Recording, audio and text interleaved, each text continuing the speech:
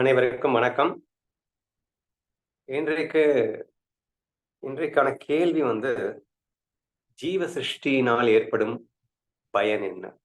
ஒரு தனி மனிதனின் கல்பனா சக்தி ஒரு மனிதனுக்கு வரமா, சாபமா?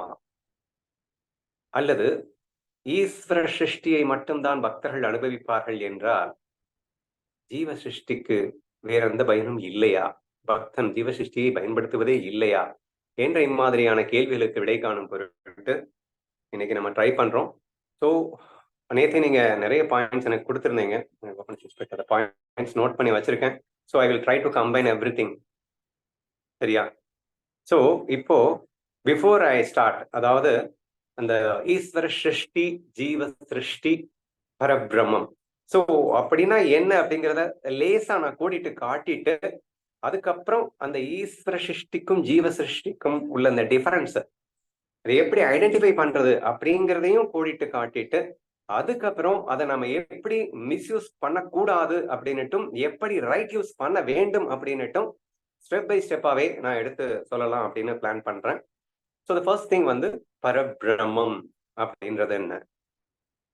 தி அல்டிமேட் ட்ரூத், ஒரே சத்தியம், உண்மை, அதுதான் நான், நீ, அங்கே, இங்கே, இங்கே, எங்கே என்று எதுவாக இருப்பதும் அது மட்டுமே. அதை தவிர எதுவுமே இங்கே இருக்க முடியாது. அப்படிப்பட்ட ஒரே வஸ்துவாக அத்வைத சித்தமாக இருக்கக்கூடியதற்கு பரபிரம்மம் அப்படின்னு பேரு. ஆனா அதுவே இதுவா இருக்கு அதுவா இருக்கு அப்படின்னு சொன்னா தெளிவா பிரிச்சு காட்டுப்பா அப்படின்னு சொன்னீங்கன்னா, சுத்த பரபிரம்மம் அப்படின்னு சொல்லும் போது அது எப்பேற்பட்டதாக இருக்கின்றதுன்னா, ஏகன். அதுக்கு ஒரு 4-5 அட்ரிபியூட் சொல்றாங்க. இது எல்லாமே வேதத்துல இருக்கிறது தான், நானா ஏதோ சொல்றேன்லாம் நினைச்சிடாதீங்க. ஏகம் ஏகம் அப்படின்னு சொன்னா ஏகம் அப்படின்னா ஒன்றாய் இருப்பது, ஒன்றேவாக இருப்பது, அது மட்டுமே இருக்கிறது, வேறு எதுவுமே அதை தவிர இல்லை அப்படிங்கிற தன்மை கொண்டதற்கு பரபிரம்மம் என்று பெயர். அடுத்து அசங்கனாக இருப்பான் அப்படின்னா, இப்ப நம்ம இருக்கோம் அப்படின்னு சொன்னா நமக்கு எக்கச்சக்கமான சங்கங்கள் இருக்கின்றன. இப்ப நமக்கு ஃப்ரெண்ட்ஸ்ன்றது ஒரு சங்கம், ஃபேமிலின்றது ஒரு சங்கம், ஆக்குபேஷன் அப்படிங்கிறது ஒரு சங்கம், எக்கச்சக்கமான ஒரு ஒட்டுதல் உறவுகளோட தான், சேர்க்கைகளோட தான் நம்ம இருப்போம். இவன் யாரோடையும் சேர்க்கையற்றவனாக இருக்கின்றான் அப்படிங்கிறத ஒரு பாயிண்டா மென்ஷன் பண்ணிருக்காங்க. முக்கியமான பாயிண்ட் என்னன்னா, அக்ரியா, அதாவது எதுவும் செய்விக்காமல் இருப்பான், எதையும் செய்யாமல் இருப்பான். இருக்கிறதே ஒருத்தன் தான். அதனால அவன் இன்னொருத்தனை சேவிக்கிறதுக்கு ரெண்டாவதுன்னு ஒரு ஆள் இல்லவே இல்லதான். அதனால செய்வதில்லை அப்படிங்கறது சொல்ல வேண்டியிருக்கு. ஏன்னா மாயையில செய்யறது செய்யாதெல்லாம் இருக்கு. ஆனா அந்த டிஃபரன்ஷியேட் பண்ணி காட்டணும்ல. அப்ப பியூரஸ்ட் பரபிரம்மம் அப்படிங்கிறது எதுவும் செய்யாமல் இருப்பான், எதையும் சேவிக்காமலும் இருக்கின்றான் அப்படிங்கறத ஒரு முக்கியமான பாயிண்டா நீங்க புரிஞ்சுக்கணும். நெக்ஸ்ட் பேதமற்றவன். அது ரொம்ப முக்கியம். ஏன்னா மாயையில பாத்தீங்கன்னா எக்கச்சக்கமான பேதம், விகாரம் அப்படின்னு சொல்லுவாங்க. உயர்வு, தாழ்வு, நல்லவன், கெட்டவன், மோசமான, சோ ஆல் தோஸ் திங்ஸ் இருக்கும். பரபிரம்ம சுரூபத்துல விகாரங்களுக்கு இடமே இல்லை அப்படிங்கிறது அந்த பிரம்மத்தினுடைய அடுத்த முக்கியமான quality. Purest of all pure, சுத்தம் அப்படிங்கிறதும் ஒரு பரபிரம்மத்தினுடைய ஒரு முக்கியமான குவாலிட்டி அப்படின்னு புரிஞ்சுக்கோங்க. சுயம் பிரகாஷன் அப்படின்னு சொன்னா அந்த பிரம்மத்தை பிரம்மம் மட்டுமே தான் உணர முடியும். ஏன்னா அது மட்டுமே தான் இருக்கு. சோ இப்போ ஒரு பொருளை நீ புரிஞ்சுக்கணும் அப்படின்னா ஒரு பிரகாசத்தின் உதவி நமக்கு தேவை. அப்போ அந்த பிரகாசத்தின் உதவி கொண்டுதான் நான் ஒரு பொருளை உணர முடியும். ஆனால் பிரம்மம் என்பது சுயம் பிரகாசியாக இருக்கின்றான். ஏனென்றால் அவன் ஒருவனே தான் இருக்கின்றான். சோ அவனை அவன் மட்டுமே தான் உணர முடியும். ஏன்னா அவன் மட்டும்தான் இருக்கான். சோ இந்த மாதிரி நம்ம ஈஸியா புரிஞ்சுக்கிறதுக்கு வழி இருக்கு அப்படின்னு நினைக்கிறேன். அதே மாதிரி அனாதி அப்படின்னு சொன்னா ஆதி இல்லாதவன், அந்தம் இல்லாதவன் அப்படின்னு அர்த்தம். அனந்தன், அந்தம் அப்படின்னா எண்டு, ஆதி அப்படின்னா start. So there is no start and there is no end for the பரபிரம்மா. எப்போதும் எங்கும் சாஸ்வதமாக நிரந்தரமாக இருந்து கொண்டே இருக்கக்கூடிய ஒரு வஸ்து. ஏதோ ஒரு தோற்றம்னு ஒண்ணு இருந்தா தானே முடிவுன்னு ஒண்ணு வர்றதுக்கு. பரபிரம்மத்துக்கு தோற்றமும் கிடையாது, முடிவும் கிடையாது. ஓகே, ரொம்ப டீட்டெயிலா போவேனா, let us stop it. So this is the basic purest பரபிரம்மத்தினுடைய ஆட்ரிபியூட்ஸ், குவாலிட்டிஸ் அப்படின்னு வச்சுக்கோங்க. சரியா? இதுதான் பரபிரம்மம். ஓகேவா? அப்போ நம்மெல்லாம் யாரா இருக்க முடியும்? அதுவாதான் இருக்க முடியும். சரி, நம்ம யாருன்றத அப்புறம் பார்க்கலாம். இப்ப பரபிரம்மம்னா என்னன்னு புரிஞ்சுக்கிச்சா? இப்ப நெக்ஸ்ட் அந்த பிரம்மஸ்வரூபமே, இப்ப அது மட்டும்தானே இருக்கு. அப்ப வேற எதுவுமே இல்ல. அப்ப இன்னொன்னு பிரபஞ்சம் இருக்குல்லப்பா. இந்த உலகம் எல்லாம் கண்ணுக்கு தெரியுதுல்லப்பா. நீ என்னமோ ஒண்ணே இருக்குன்னு சொல்லிட்டு இருக்க. இந்த உலகம் இல்லையா பின்ன? ஆ இருக்குல்ல. அப்ப அத கண்டுபிடிக்கணும்ல. அது என்னதுன்னு தெரியணும்ல. அப்ப தெரியணும் தான். அது எப்படிப்பா இருக்கு? அது எல்லாரும் ஒத்துக்கக்கூடிய ஒரு விஷயம். அது மாயையாக இருக்கின்றது என்று. மாயைனா என்ன? நெறைய டெஃபினிஷன்ஸ் மாயை குடுக்கலாம். மாயைனா நிரந்தரமாக இல்லாதது. மாறிக்கொண்டே இருப்பது, மறைந்து கொண்டே இருப்பது, தோன்றுகிறது, உற்பத்தி, ஸ்திதி, லயம் என்ற ஒரு ஒரு விஷயத்தோடு இருக்கக்கூடிய ஒரு விஷயமாக இந்த மாயத் தோற்றம் என்ற இந்த பிரபஞ்சம் இருக்கு. சரியா? நீ என்னமோ ஒண்ணு இருக்குன்னு சொல்லிட்டு இருந்த. அப்ப இது எங்கிருந்து வந்தது அப்படின்னு சொல்லும்போது, இப்போ நீங்க வந்து ஒரு பையன பார்த்துட்டீங்க அப்படின்னா, ஒரு ஒரு புருஷன் இருக்கான். புருஷன் மட்டும் தான்டா இருக்கான். புருஷன தவிர இந்த உலகத்துல யாருமே இல்ல அப்படின்னு சொல்லும்போது, ஒரு பையன காட்டி, "ஏன்பா இந்த பையன் இருக்கான்ல, இவன் யாரு?" அப்படின்னு கேட்டா, அப்போ கண்டிப்பா ஒரு பையன் வந்து ஒரு பொண்ணு இல்லாம வர முடியாது. சரியா? அப்போ அந்த பியூரஸ்ட் பரபிரம்மம் ஒரு மாயையின் துணை கொள்ளும்போது, இந்த பிரபஞ்சம் என்ற பிள்ளை பிறக்கின்றான் அப்படின்னு நம்ம புரிஞ்சுக்கணும். சரியா? அது என்னய்யா மாயையின் துணை கொண்டு அப்படிங்கிற? ரொம்ப சிம்பிளா மாயைய புரிஞ்சுக்கணும்னா, வெறும் கற்பனை தாங்க. எல்லாருக்கும் அனுபவமான ஒரு விஷயம் கற்பனை அப்படிங்கிறது. கற்பனைனா என்ன? நீங்க பாட்டுக்கு கண்ண மூடிட்டு நீங்க அமெரிக்காவுக்கு போவீங்க. அங்க பல பெண்களோட டான்ஸ் கூட ஆடுவீங்க. எல்லாமே பண்ணுவீங்க. அத நீங்க ஃபீலும் பண்ணுவீங்க. எக்ஸ்பீரியன்ஸும் பண்ணுவீங்க. இல்லையா? இப்ப அது உண்மையா? பொய்யா? அப்படின்னு கேட்டா, கண்டிப்பா பொய் தானே. ஆனா பொய்யான்னா, நீங்க தான் அங்க இருந்தீங்க. இல்லையா? அப்போ பொய் தோற்றமாக நான் அங்கே இருந்தேன் அப்படின்னு நீங்க சொல்ற மாதிரி, இப்போ இந்த மாயான்னா பிரம்மம் தானே தன்னை தன்னிடத்தில் தனது அன்பை வெளிப்படுத்தி மகிழ வேண்டும் என்ற ஆசையிலே அந்த பியூர் பரபிரம்மா கான்சியஸ் மெகா கான்சியஸ் மெகா எனர்ஜின்னு சொல்லக்கூடிய அந்த பரபிரம்மே தன்னுடைய கான்சியஸின் ஒரு பகுதியை எடுத்துக்கொண்டு மாயையின் துணை கொண்டு அப்ப மாயைக்கு எது அதிர்ஷ்ட பேஸா இருக்கு அப்படின்னா பரபிரம்மம் தான் பேஷ பரபிரம்மம் மாயையின் துணை கொள்கிறது. பிரபஞ்சம் பிறக்கிறது. சரியா? சரி, பிரபஞ்சம் பிறப்பதற்கு அடிப்படை அப்படிங்கிறது கண்டிப்பா வேணும். இப்போ நானே பலவாக மாறி என்னோடு நான் விளையாட வேண்டும் அப்படின்னு முடிவு பண்ணும்போது, அப்போ ஒரு பேசிக் செட்டப்போட இருந்தாதான் நல்லா இருக்கும் அப்படிங்கிறதுனால, அந்த பரபிரம்மம் முதலில் ஈஸ்வர மாயா என்று ஈஸ்வரனாக அது வந்தது. அது என்னப்பா ஈஸ்வரன் அப்படின்னு சொல்றீங்க அப்படின்னா, ஈஸ்வரன் அப்படின்னா, இப்ப ஒரு விளையாட்டு நடக்கணும், பிளே கிரவுண்ட் வேணும் அப்படின்னா, அந்த விளையாட்ட பரிபாலனம் செய்வது. அதாவது ஆட்சி செய்வது அப்படின்னு வச்சுக்கோங்க. ஒரு நாடு இருக்கு அப்படின்னாலே, நம்ம நாட்டுக்கு இன்னைக்கு எலக்ஷன் எல்லாம் நடந்துகிட்டு இருக்கு. ஸோ அதான் மேனேஜ் பண்றதுக்குன்னு ஒரு பெரிய சிஸ்டம் வேணும் இல்லங்க. Without a system nothing can be run இல்ல. ஒரு கம்பெனி எடுத்துக்கிட்டீங்கன்னா இன்னைக்கெல்லாம் ISO 9000, 2000ன்னு சொல்லிட்டு எல்லாமே சிஸ்டம் ஓரியன்டடாவே போயிட்டு இருக்கு. அப்ப without a system we cannot run any big play இல்லையா? ஒரு பிளே கிரவுண்ட்ல ஒரு இந்த மாரி பண்ணணும் அப்படின்னு ஆரம்பிக்கும்போது, ஆட்டோமேட்டிக்கா ஒரு சிஸ்டம் தேவை. அந்த சிஸ்டத்துக்கு ஈஸ்வர மாயா அப்படின்னு பேரு. ஈஸ்வரன் அப்படின்னு ஒரு சிஸ்டம் வருது. அப்ப என்ன? இப்ப நீங்க பிரம்மா, விஷ்ணு, சங்கரன் அப்படின்னு எல்லாம் நீங்க கேள்விப்பட்டிருப்பீங்க. எல்லாத்துக்குமே ஈஸ்வரன் தான் பேரு. சரியா? ஈஸ்வரனே பிரம்மாவாய் உருமாறி படைப்பு தொழிலையும், அவனே விஷ்ணுவாய் மாறி காக்கும் தொழிலையும், அவனே சங்கரனாய் மாறி அழிக்கும் தொழிலாக இருக்கக்கூடிய மற்ற எல்லா விஷயங்களையும் பார்க்கின்றான். So it is simply we can call it as a system அப்படின்னு சொல்லிடலாம். சரியா? இந்த டோட்டல் பிளே கண்டக்ட் பண்ணக்கூடிய எப்போ யாருக்கு என்ன மாதிரி நடக்கணும் அப்படின்னு ஒருத்தர் தப்பு பண்ணானா அதுக்கு என்ன மாதிரியான தண்டனைகள் கொடுக்கணும், ஒருத்தன் கரெக்டா பெர்ஃபார்ம் பண்ணனா அதுக்கு என்ன மாதிரியான பிரைஸ் பண்ணணும். ஒரு இப்போ இந்த மாதிரி ப்ராப்ளம்ஸ் அதுக்கு வருது அப்படிங்கிற மாதிரி இருக்கு. சரி, சரி.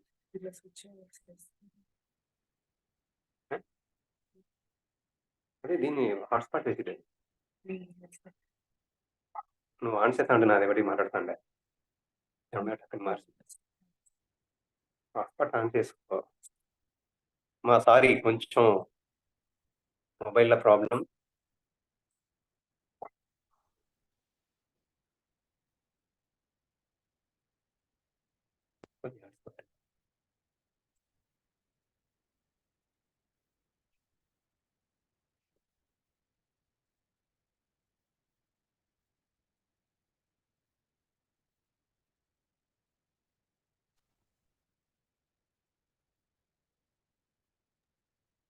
என்ன ஸ்டக் ஆயிடுச்சுங்கண்ணா.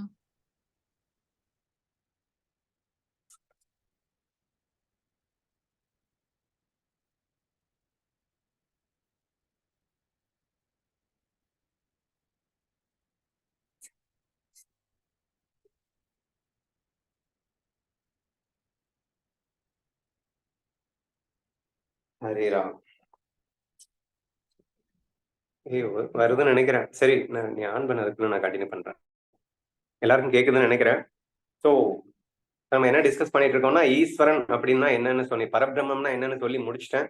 ஸோ நெக்ஸ்ட் அந்த பரபிரம்மே அது ஏன்னா ஒண்ணுதான் இருக்கு. அப்ப அதுவே தான் சும்மா கல்பனையில் இந்த ஒரு மாய தோற்றம் உருவாகிறது அப்படின்னு சொன்னோம்.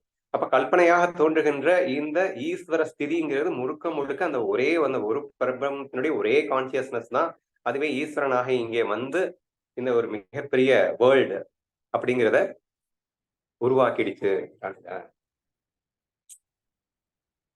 அப்படிங்கிறத நம்ம பாக்குறோம். சரியா? சரி, இப்போ நெக்ஸ்ட் என்ன அப்படின்னா, அந்த ஈஸ்வரன் அடுத்து பல ஜீவன்களை, இப்ப நம்ம ஹியூமன் பீயிங்ஸ் இருக்காங்க இல்லையா? ஸோ எல்லா ஜீவன்களையும் அவனே உருவாக்குகின்றான். இப்ப ஜீவன் அப்படிங்கிறவன் ஈஸ்வரனின் படைப்பு அப்படின்றத நம்ம புரிஞ்சுக்கணும்.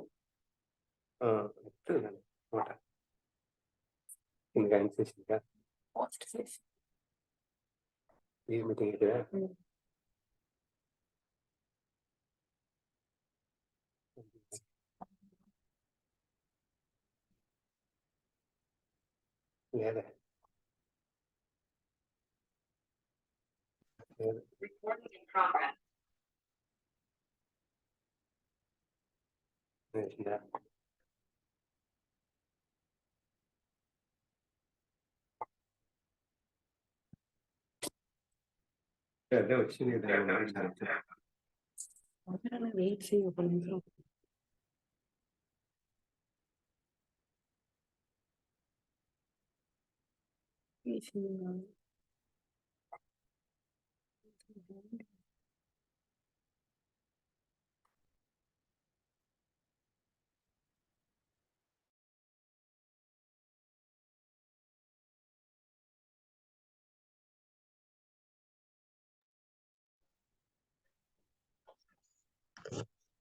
கேக்குதாமா?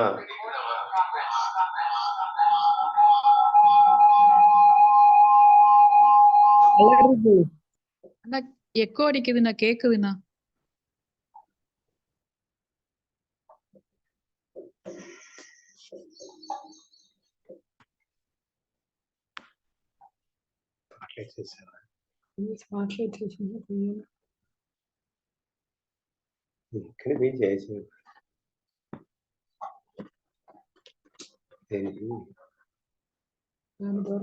వీడియో ఆన్ చేసి తినేదినొచ్చు. మిమ్మల్ని హాస్ట్ ఉంటారు ఇవాళ.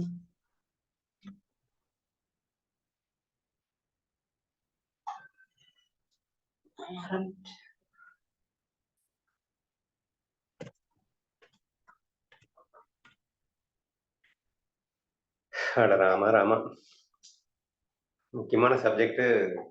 கரண்ட் இல்ல, சோ மொபைல்ல எடுக்கலாம் அப்படின்னு ட்ரை பண்ணா மொபைலும் மக்கர் பண்ணுகிறது. என்ன செய்வது? சரி, கண்டினியூ பண்றேன். சோ ஈஸ்வர சிருஷ்டி எல்லாம் கேட்கல எல்லாருக்கும்? ஓகே. இப்ப ஈஸ்வரன் அப்படிங்கிற வரைக்கும் வந்திருக்கோம். இப்போ நெக்ஸ்ட் இந்த ஈஸ்வரன் ஜீவனையும் படைத்து விட்டான் அப்படின்னு சொன்னோம். அந்த ஜீவனுக்கு ஒரு ஸ்பெஷல் பவர். அது என்ன பவர் அப்படின்னு சொன்னா, இவன் ஒரு செப்பரேட்டாக ஒரு கல்பனா சக்தி என்று ஒரு தனியாக இவனுக்கும் ஒரு சக்தியை கொடுத்து, இவன் இஷ்டத்துக்கு ஒரு உலகத்தையே உருவாக்கி அனுபவிக்கும் ஒரு வல்லமையும் கொடுத்திருக்கின்றான் அப்படிங்கிற ஒரு விஷயமும் இருக்கு. அதுக்கு பேரு தான் வந்து கல்பனா சக்தி அப்படின்றத நம்ம கேள்வியில கேட்டிருக்கோம் அப்படின்றத நீங்க புரிஞ்சுக்கோங்க. சரி, இப்போ ஜீவன் அப்படின்னா ஈஸ்வரன் நம்ம ஏற்கனவே சொல்லிட்டேன். ஈஸ்வரனுக்கு என்னென்ன ஆட்ரிபியூட்ஸ், ஃபர்ஸ்ட் பரபிரம்மத்துக்கு என்னென்ன ஆட்ரிபியூட்ஸ் சொன்னேன் இல்லையா? ஈஸ்வரனுக்கு என்னென்ன ஆட்ரிபியூட்ஸ் சொல்லணும் அப்படின்னா, ஈஸ்வரனுக்கு வந்து ஹீஸ் எ நித்திய முக்தன், சுத்த சாத்வீகம். அதாவது அந்த பரபிரம்மம் பியூர் அந்த ஞானத்தை மறக்காமலேயே, நான் தான் பிரம்மம், இப்போ நான் வந்து விளையாட்டுக்காக என்னையே நான் பிரிச்சு விளையாட போறேன் அப்படிங்கிறத முழுமையான ஞானத்தோடு, ஞான தெளிவோடு தன்னையே இரண்டாக பிரித்து விளையாடுவதற்காக அதுவே பல ஜீவன்களாக உருமாறி இருக்கிறது அப்படின்னு பார்த்தோம். அப்ப அந்த ஞானத்தை எல்லளவும் மறக்காது இருக்கின்ற ஒரு தன்மை எது? ஈஸ்வரன். ஒண்ணு. ரெண்டாவது, இவன் தான் எல்லாத்தையும் பரிபாலனம் பண்ண போகிறான் அப்படின்றப்போ என்ன நடந்தது, அடுத்து என்ன நடத்தணும், என்னென்ன செய்யணும், முக்காலத்தையும் அறிகின்ற சர்வஞனாக, சர்வ ஞானமாக இருக்கக்கூடிய ஒரு அற்புதமான உபாதி யாருக்கு இருக்குன்னா ஈஸ்வரனுக்கு. சோ எந்த அளவுக்கு பவர் இருக்கு அப்படிங்கிறத புரிஞ்சுக்கோங்க. இவனும் ஒருவன் தான். சோ ஏகன் அப்படின்னா எங்க பரபிரம்மம் ஒருவனே, ஈஸ்வரன் ஒருவனே. நீங்க வந்து பிரம்மா, விஷ்ணு, சிவன் எல்லாம் எல்லாமே வந்து அவர்தான் அப்படின்னு புரிஞ்சுக்கோங்கன்னு சொல்லிட்டேன். சரியா? அதே மாதிரி அங்க வந்து நிர்விகாரி அப்படின்னு சொன்னோம். இங்கே நிர்விகாரத்தோடு நிர்விகாரம் அப்படிங்கிறத அண்டர்லைன்ல வச்சுக்கிட்டு ஆனால் விகாரமாக தென்படுவான்.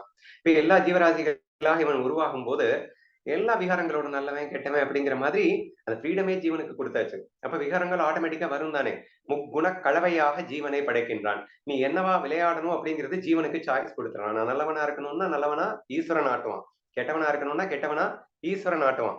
அப்போ நீ எந்த சைட்ல இருந்து பிளே பண்ணணும் அப்படின்னு நீ சூஸ் பண்ணிட்டேன்னா அந்த சைட்ல இருந்து பிளே பண்றது அவன் பண்ணுவான்.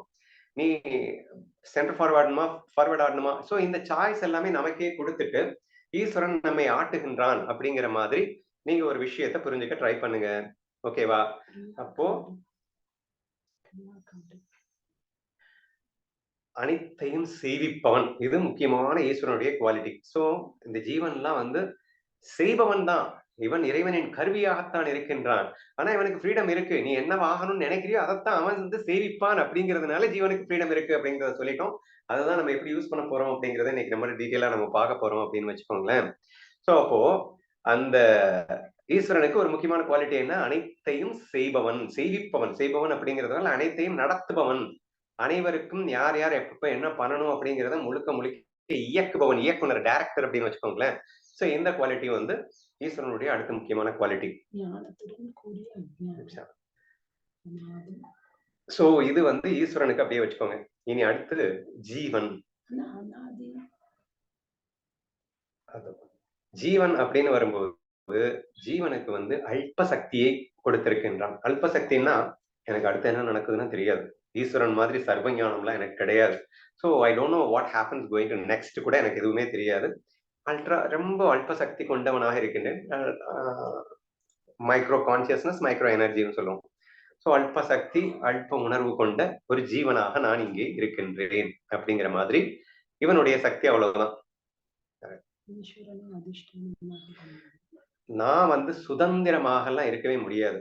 பரபிரம்மத்தை சகாயமாக கொண்டுதான் ஈஸ்வரன், ஈஸ்வர பிரபஞ்சம், மாயை இதெல்லாமே உருவாயிருக்கு அப்படின்னு நம்ம பார்த்தோம்.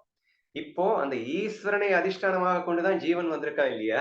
அப்போ ஜீவனுக்குன்னு ஒரு சுதந்திரம் கல்பனா சக்தியில கொடுத்திருக்கான் அப்படிங்கிறதுக்காக இந்த உலகத்துல இவன் இஷ்டத்துக்கு ஏதாவது பண்ண முடியுமா அப்படின்னா பண்ண முடியாது. ஈஸ்வரனை மையமாக வைத்துதான் பண்ணணும். அப்படின்னா என்ன அர்த்தம்? டைரக்டர்னுடைய கம்ப்ளீட்டா டைரக்டர் என்னென்ன சொல்றாரோ அதெல்லாம் கேட்டுட்டு தான் இவன் பண்ண முடியுமே தவிர இவன் இஷ்டத்துக்கு அவன் இஷ்டத்துக்குலாம் ஒண்ணுமே பண்ண முடியாது. முழுமையான டைரக்டரின் கட்டுப்பாட்டுக்குள் கீழ் இருப்பவன் அப்படின்னு அர்த்தம். சரியா? யாரு? ஜீவன். இவனுக்கு சுதந்திரமே இல்லையா அப்படின்னு கேட்டீங்கன்னா இவனுக்குன்னு ஒரு கல்பனா சக்தி கொடுக்கப்பட்டிருக்கிறது. இவனுக்கு சிந்திப்பதன், இவன் எண்ணங்களுக்கு ஏற்றாற்போல் தான் இறைவன் இவனை ஆட்டுகின்றான் என்றளவில் இவனுக்கு சுதந்திரம் இருக்கிறதுன்னு சேர்ந்து புரிஞ்சுக்கணும். ஓகேவா? இப்ப ஜீவன் புரிஞ்சிருச்சு. ஜீவன் ஒருத்தன் கிடையாது, அவன் நிறைய ஜீவராசிகளாக இங்கே நாம் இருக்கின்றோம். இப்ப நிறைய அநேகன்னா நிறைய இருக்காங்க அப்படின்னு புரிஞ்சுக்கோங்க. இந்த ஈஸ்வரனுக்கும் ஜீவனுக்கும் உள்ள டிஃபரன்ஸ் என்னன்னு பார்க்கும்போது, ஈஸ்வரன் நான் என்ன சொன்னேன், பியூர் சாத்விக்கு. அவன் பரபிரம்மத்தின் அதே சாயலோடு சுத்த ஞானத்தோடு ஆனா விகாரியா இருப்பான். அப்படின்னா ஏற்றத்தாழ்வுகளோட டுவாலிட்டியில இருப்பான். அவன் பியூரா இருப்பான், இவன் இம்பியூரா இருந்தாலும் பியூர் தான். ஏன்னா அவன் விளையாட்டுக்காக சும்மா நாச்சுக்கும் தெளிவோட அவன் கற்பனை பண்ணிட்டு இருக்கான் ஈஸ்வரன் அப்படிங்கிறதுனால அவன் நித்திய முக்தன் என்று அழைப்பான்னு சொன்னான். ஆனா இங்க வந்து அப்படி கிடையாது. நீ அந்த சத்துவ ரஜ தமோ குணங்கள் கேமுக்கு ரொம்ப ரொம்ப நெசசிட்டி இல்லையா? நல்லவன் கெட்டவன் முட்டாளு லூசு எல்லாமே இருக்கணும்ல. அப்ப அந்த குணங்கள் அப்படிங்கிறது இந்த வேஷத்துக்காக இந்த முக்குண கலவையோடு தான் இந்த ஜீவன் பிறக்கின்றான்.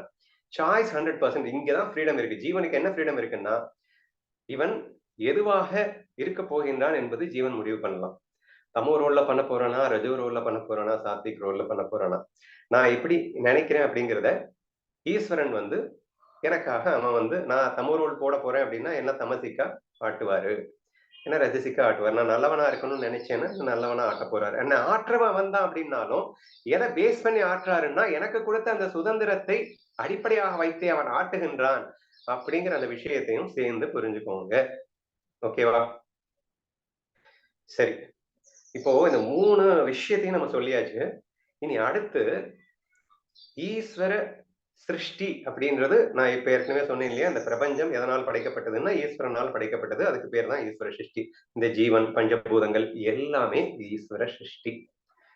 இப்ப ஜீவன் அப்படின்னு சொன்னியேப்பா, அவனுக்கு ஏதாவது பவர் இருக்கா அப்படின்னா, அவனுக்கும் ஒரு கல்பனா சக்தி கொடுக்கப்பட்டது. இவனுக்கும் எண்ணங்கள் இருக்கின்றது. இந்த எண்ணங்களின் அடிப்படையில் தான் இவனுக்கு அனுபவம் ஏற்பட போகின்றது.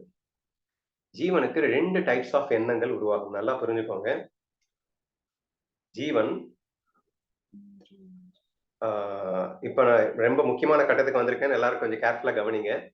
ஈஸ்வர சிருஷ்டி, ஜீவ சிருஷ்டிய பெர்ஃபெக்ட்டா நான் டிஃபரன்ஷியேட் பண்ணி காட்டணும் அப்படிங்கிறதுக்காக நான் இதை சொல்றேன். இந்திரியங்கள்னு இருக்கு, சரியா? இந்திரியங்கள்னா கண், காது, செவி, மூக்கு அப்படின்னு இருக்கு. இந்த கண், காது, செவி, மூக்கின் வழியாக ஒரு விஷயத்தை நான் பார்க்கின்றேன். பார்த்து அது என்ன அப்படிங்கிறத நான் கேட்டேன் அப்படின்னா எனக்கு ஒரு விஷயம் உள்ளே போகிறது.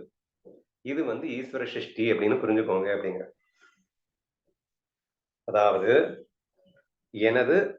எனக்குன்னு ஒரு ஜீவனுக்குன்னு ஒரு சுதந்திரம் கொடுக்கப்பட்டிருக்கு. அது என்ன சுதந்திரம்? கல்பனா சக்தி. அந்த கல்பனா சக்தி அப்படி ஓரங்கட்டி வச்சுட்டு, என்னுடைய கல்பனா சக்தியை சுத்தமா யூஸ் பண்ணாம ஜஸ்ட் இந்த கண்ணு வழியா பாக்குறேன் ஒரு விஷயம். அந்த விஷயத்தை என்ன அப்படின்னு நான் கேட்ட உடனே அது எனக்கு இதுதான் என்று எனக்கு புரிய வந்தது அப்படின்னு சொன்னா அது ஈஸ்வர சிருஷ்டி. அப்படின்னா அது யார் எனக்கு காட்டுறாங்கன்னா ஈஸ்வரன் தான் காட்டுறான்னு புரிஞ்சுக்கோங்களேன். அதாவது பஞ்ச இந்திரியங்களை வைத்து இந்த உலகத்தை நான் அனுபவிக்கும் போது நான் ஈஸ்வரனை அனுபவிக்கிறேன்னு நான் சொல்ல வரேன். ஏன்னா இந்த உலகம் ஈஸ்வரன் சிருஷ்டி தானே. அப்ப இந்த கண்ணு ஈஸ்வரன் சிருஷ்டி தானே பார்க்க போகுது. சோ நீங்களும் அதைத்தான் பார்க்க போறீங்க. இந்த எல்லா ஜீவனுமே ஒரு ஈஸ்வர சிருஷ்டி தான், ஒரு பிரபஞ்சம் தான், அதை தான் பார்க்க போகுது. அப்போ நான் என்ன பாக்குறேன்னா அதுதான் உங்களுக்கு தெரியுமா அப்படின்னு சொன்னா அதை நான் அப்புறமா டீட்டெயிலா எக்ஸ்பிளைன் பண்றேன். இப்போதைக்கு நீங்க என்ன சிம்பிளா புரிஞ்சுக்கணும்னா, உங்கள் கற்பனையின் கலப்பில்லாமல் நீங்கள் ஒரு விஷயத்தை பார்க்கிறீர்கள். அப்போது உங்களுக்கு ஏற்படும் அனுபவம், நீங்க ஒரு விஷயத்தை பார்க்கும்போது அது கருப்பா இருக்கோ வெளுப்பா இருக்கோ ஏதோ ஒண்ணு தெரியுது இல்லையா, ஒரு அனுபவம் ஏற்படுது இல்லையா, அது ஈஸ்வர சிருஷ்டியை நீங்கள் அனுபவிக்கிறீர்கள் என்று புரிந்து கொள்ள வேண்டும். ஆனா அப்படி இல்லாம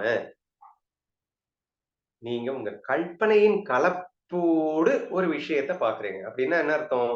நீங்க கண்ணுல பார்க்கும்போது நீங்க ஏதோ ஒரு கற்பனை பண்ணிட்டு நீங்க பாக்குறீங்க. இப்ப நான் என்ன சொல்வேன் அப்படின்னா, நீங்க கிளாஸ் ரூம்ல உட்கார்ந்திருக்கீங்க. கிளாஸ் ரூம்ல உட்கார்ந்துகிட்டு உங்க ஆசிரியர் உங்களுக்கு பாடம் எடுத்துட்டு இருக்காரு. உங்க கண்ணு ஆசிரியரை பார்த்துட்டு இருக்கு.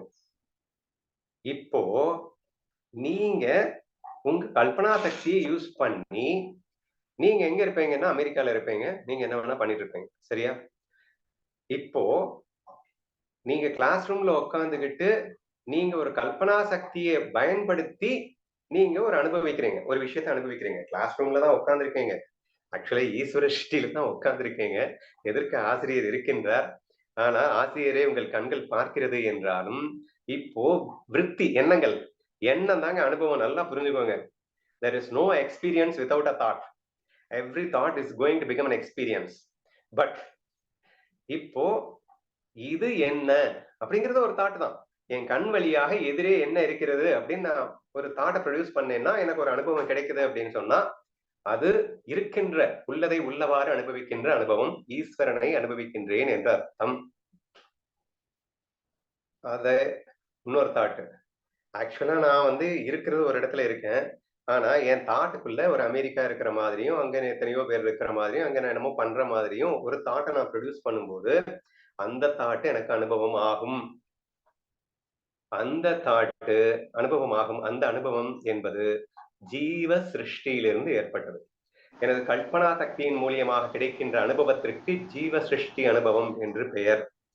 ஆனால் அந்த கல்பனையின் கலப்பு இல்லாமல் எனது இந்திரியங்களின் வாயிலாக ஒரு எண்ணத்தை ப்ரொடியூஸ் பண்றேன், ஜஸ்ட் பாக்குறேன், அவ்வளவுதான். அப்ப ஆட்டோமேட்டிக்கா எனக்கு என்ன தெரியுதோ அதை அப்படியே அனுபவிக்கிறேன் அப்படின்னு சொன்னா அது வந்து ஈஸ்வர சிருஷ்டியை அனுபவிக்கிறேன் என்று புரிந்து கொள்ளுங்கள். இப்ப இது டிஃபரன்ஷியேட் பண்ணி காட்டிட்டேன் ஓரளவு. ஈஸ்வர சிருஷ்டினா என்ன, ஜீவ சிருஷ்டினா என்ன அப்படிங்கிறத புரிஞ்சுக்கிறாங்க. இது ரொம்ப ஈஸியா புரிஞ்சுக்கிறதுக்கு நான் ஒரு எக்ஸாம்பிள் சொல்றேன். நீங்க அது பேர் என்ன, தெனாலியின் அப்படின்னு ஒரு படம் கண்டிப்பா எல்லாரும் பார்த்திருப்பீங்க அப்படின்னு நினைக்கிறேன். ஜெயராம், கமலஹாசன் அப்படின்னு ஒரு 2 கேரக்டர். இந்த ஜெயராம் அப்படிங்கிறவன் ஒரு டாக்டரா இருப்பாரு, சைக்காலஜிஸ்டா ஒரு சைக்காட்ரிஸ்டா இருப்பான் அப்படின்னு வச்சுக்கோங்களேன். அது பேஷண்டா வரக்கூடியது கமலஹாசன். இந்த பேஷண்ட் ஜீவன் அப்படின்னு வச்சுக்கோங்க. இங்க அந்த டாக்டர் அப்படிங்கிறது இன்னொரு ஜீவன் தான். இப்ப இவங்க 2 பேருமே எங்க இருக்காங்க அப்படின்னா ஈஸ்வர சிருஷ்டியில இருக்காங்க. இப்போ இந்த டாக்டர் நிறைய தப்பு பண்ணுவாரு. ஆனா அந்த கமலஹாசன் டாக்டர் தெய்வமா பார்ப்பான். கமலஹாசன் தெய்வமா பாக்குறான் அப்படின்னா அவன் கல்பனையின் கலப்போட பாக்குறான்னு நினைச்சிடாதீங்க. அவன் சொல்றதெல்லாம் நம்புவான் அப்படியே. நான் இருக்கேன்டா, உன்னை நான் காப்பாத்துறேன், தெய்வமே நீங்க என்ன காப்பாத்துவீங்கன்னு நான் முழுசா நம்பிட்டேன். ஆனா அவனுக்கு சரியான செல்ஃபிஷ், அவன் ஃபேமிலியோட சுத்தணும், இதுதான் அவனுக்கு ப்ரெஃபரன்ஸ். பேஷண்ட்டை பத்தி அவனுக்கு கவலையே கிடையாது. ஆனா வெளியில காட்டக்கூடாதுல்ல, வெளியில பேஷண்ட்டை பொய் தானே சொல்லணும். அப்போ அவன் பொய்யாக, அப்ப கெட்ட டாக்டர் நல்ல டாக்டரை போல் நடிக்கின்றான். ஆனால் கமலஹாசன் முழுமையாக அவன் நல்லவன் என்றே பார்க்கின்றான். இப்போ கமலஹாசன் தன் கல்பனா சக்தியை வச்சு பண்ணான்னா அது ஜீவ சிருஷ்டின்னு சொல்லியிருப்பார். ஆனா கமலஹாசன் ஈஸ்வர சிருஷ்டியை தான் ரசிக்கின்றான்னு நான் சொல்றேன். ஏங்க உண்மையை பார்க்கல இல்லைங்க அவன். ஆக்சுவலா அவன் கெட்ட டாக்டர், இவன் நல்லவன் நல்ல பார்த்துட்டு இருக்கான். உள்ளதை உள்ளவாறு பார்க்கவில்லைன்னு இந்த இடத்துல கொண்டு வராதீங்க. நீங்க உள்ளதை உள்ளவாறு அப்படிங்கிறத போட்டா கன்ஃபியூஸ் ஆயிடுன்றதுனாலதான் இந்த எக்ஸாக்ட் டெபினிஷனுக்கு வர்றேன். கல்பனையின் கலப்பில்லாமல் நீங்கள் பார்க்கும் போது உங்களுக்கு என்ன படுகிறதோ அது ஈஸ்வரன் உங்களுக்கு அப்படி அனுபவத்தை தருகிறான், அவ்வளவுதான். கமலஹாசனை பொறுத்த வரைக்கும் அவன் நல்ல டாக்டர் அப்படின்னு அனுபவம் இவனுக்கு ஏற்பட்டது. அது ஈஸ்வரன் இவனுக்கு கொடுக்கின்ற அனுபவம், அவ்வளவுதான்.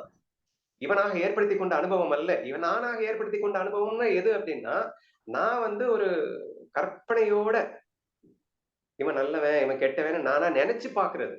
நான் நினைக்கல, நான் எதுவுமே நினைக்க கூடாது. நான் நல்லவன் நினைக்க கூடாது, கெட்டவன் நினைக்க கூடாது. நான் பாட்டு ஜஸ்ட் போகணும், அவர் சொல்றதை கேட்கணும், அவர் பேசுறதுக்கு அப்புறமா எனக்கு ஒரு இமேஜ் ஃபார்ம் ஆகி எனக்கு ஒரு அனுபவம் கிடைக்கணும் இல்லையா, அந்த அனுபவம். சோ நீங்க டெபினிஷன் எப்படி புரிஞ்சுக்கணும் அப்படின்னா, என் கற்பனையின் கலப்பு இல்லாமல் நான் ஒரு விஷயத்தை பார்க்கும் போது எனக்கு ஒரு அனுபவம் ஏற்பட்டது என்றால் அது ஈஸ்வர சிருஷ்டியை அனுபவிக்கின்றேன் என்ற அர்த்தம். என் கல்பனையின் கலப்போடு நான் அனுபவிக்கின்றேன் என்றால் அது ஜீவ சிருஷ்டி என்ற அர்த்தம் என்று புரிந்து கொள்ள முயற்சி செய்யுங்கள். ஓகேவா? இந்த இடத்துலதான் ரொம்ப கன்ஃபியூஷன் ஆகும் அப்படிங்கிறதுக்காக தான் இந்த எக்ஸாம்பிள் யூஸ்ஃபுல்லா இருக்கும்னு நினைக்கிறேன். இப்ப நான் இன்னொரு எக்ஸாம்பிள் சொல்லணும்னா, கயிறு இருக்கு,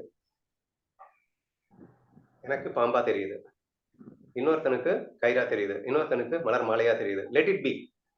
இப்போ கயிறு தானே ஈஸ்வர சிருஷ்டி. அப்ப இவன்கெல்லாம் இவன் இஷ்டத்துக்கு பாக்குறான்னா அப்ப இவன் இஷ்டத்துக்கு பாக்குறது எல்லாமே ஜீவ சிருஷ்டியா அப்படின்னு நீங்க குழம்ப வேண்டாம். இப்போ நானும் எந்த கல்பனையும் செய்யாம பார்த்தேன். நாங்க 3 பேருமே எந்த கற்பனையும் செய்யாம பார்த்து எங்க 3 பேருக்குமே வேற வேறையா தெரிஞ்சிருந்ததுன்னா கூட நாங்க 3 பேருமே ஈஸ்வர சிருஷ்டியை தான் பாக்குறோம். ஏன்னா எனக்கு இந்த அனுபவத்தை ஈஸ்வரன் கொடுக்கின்றான் என்ற அர்த்தம். உதாரணமா எனக்கு கண்ணு தெரியாது, சரியா, அரைகுறை கண்ணுன்னு வச்சுக்கோங்களேன். இப்போ ஆட்டோமேட்டிக்கா அந்த ஒரு மங்கிய ஒளியினாலேயோ ஏதோ ஒரு காரணத்தினாலே என் கண்ணுக்கு அது ஒரு பாம்பாவோ அல்லது வேற ஒரு விஷயமாவோ தெரியுது. அப்படின்னா அது என் சிருஷ்டி என்று அர்த்தம் கிடையாது. அதே மாதிரி இன்னொருத்தருக்கு வேற மாதிரி தெரியலாம். கல்பனையின் கலப்பில்லாம பார்த்து வேறையா தெரிஞ்சா தப்பில்லை. ஆனா நான் ஒரு பெரிய பயந்தாங்குள்ளி.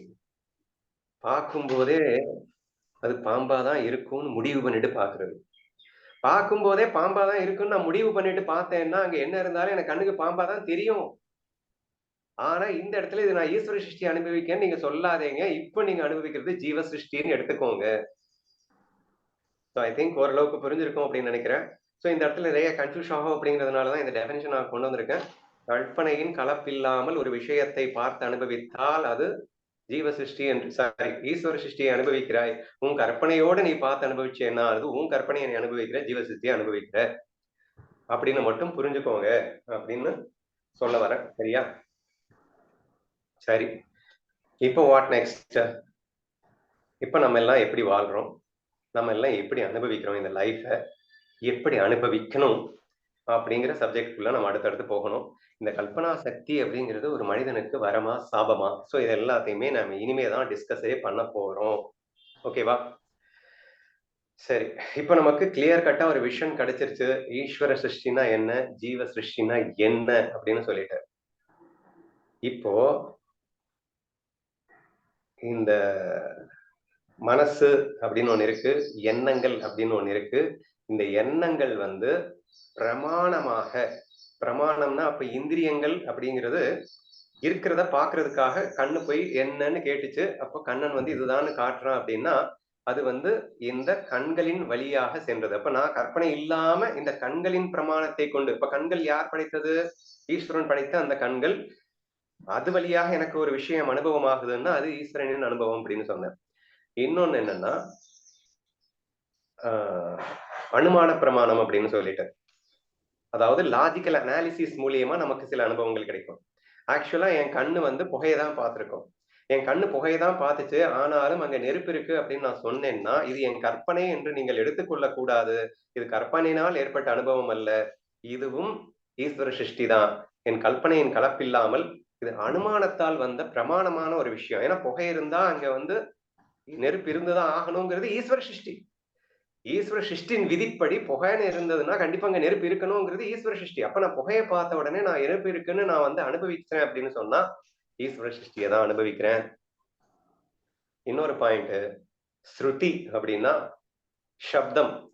நம்ம வேதத்துல நம்ம குருநாதர் நம்ம கீதையில சொன்ன விஷயங்களை நான் பிரமாணமாக கொண்டு நான் பார்த்தேன் அப்படின்னு சொன்னான். இந்த உலகத்துல எல்லாத்தையுமே ஒன்னா பாரு அப்படின்னு சொல்லிட்டு என் குரு சொல்றாரு. அப்ப நான் எல்லாத்தையுமே ஒன்னா பார்க்க நான் ட்ரை பண்றேன். அப்போ நான் எனக்கு ஒரு அனுபவம் கிடைச்சதுன்னா அது என் கல்பனையின் அனுபவம்னு சொல்லாதீங்க. அது ஜீவனின் கல்பனை அல்ல, அது ஸ்ருதியின் கல்பனை, அது ஈசனின் கல்பனை, ஈஸ்வரனின் கல்பனையைத்தான் நான் இங்கே பார்த்து கொண்டிருக்கிறேன். ஆகையால் இப்போதும் நான் அனுபவிப்பது ஈஸ்வர சிருஷ்டியைத்தான். ஓகேவா? சோ இப்ப எனது கல்பனை அப்படின்னா என்ன, மற்றபடி எனது அனுபவம்னா என்ன அப்படிங்கிறது ஓரளவுக்கு புரிஞ்சிருக்கும் அப்படின்னு நினைக்கிறேன். இப்ப நெக்ஸ்ட், ஈஸ்வரன் இந்த உலகத்தை, அதாவது இந்த ஜீவன் வந்து இப்ப விளையாடணும். விளையாட்டுக்கு அப்படியே ஆஸ் இட் இஸ் அனுபவிச்சுட்டு போயிட்டே இருக்கலாம்ல. எதுக்கு இந்த கல்பனா சக்தின்னு ஒண்ணு கொடுத்தான்? இந்த கல்பனா சக்திக்கு ஏதாவது நன்மைகள் இருக்கின்றனவா அப்படிங்கிற அடுத்த சப்ஜெக்ட் வருவோம்.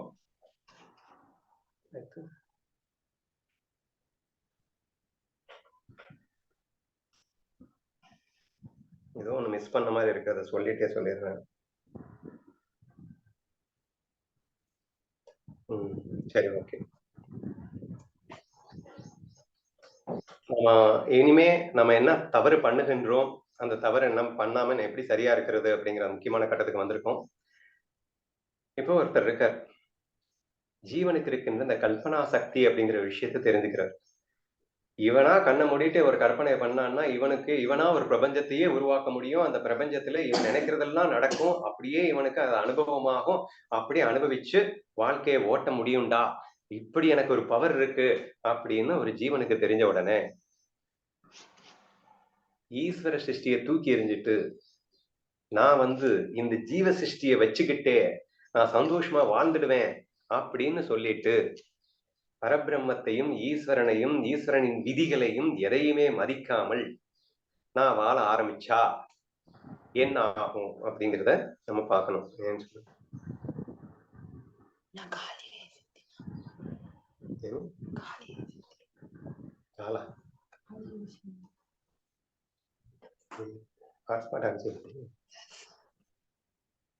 சாரிமா, கொஞ்சம் வெயிட் பண்ணுங்க.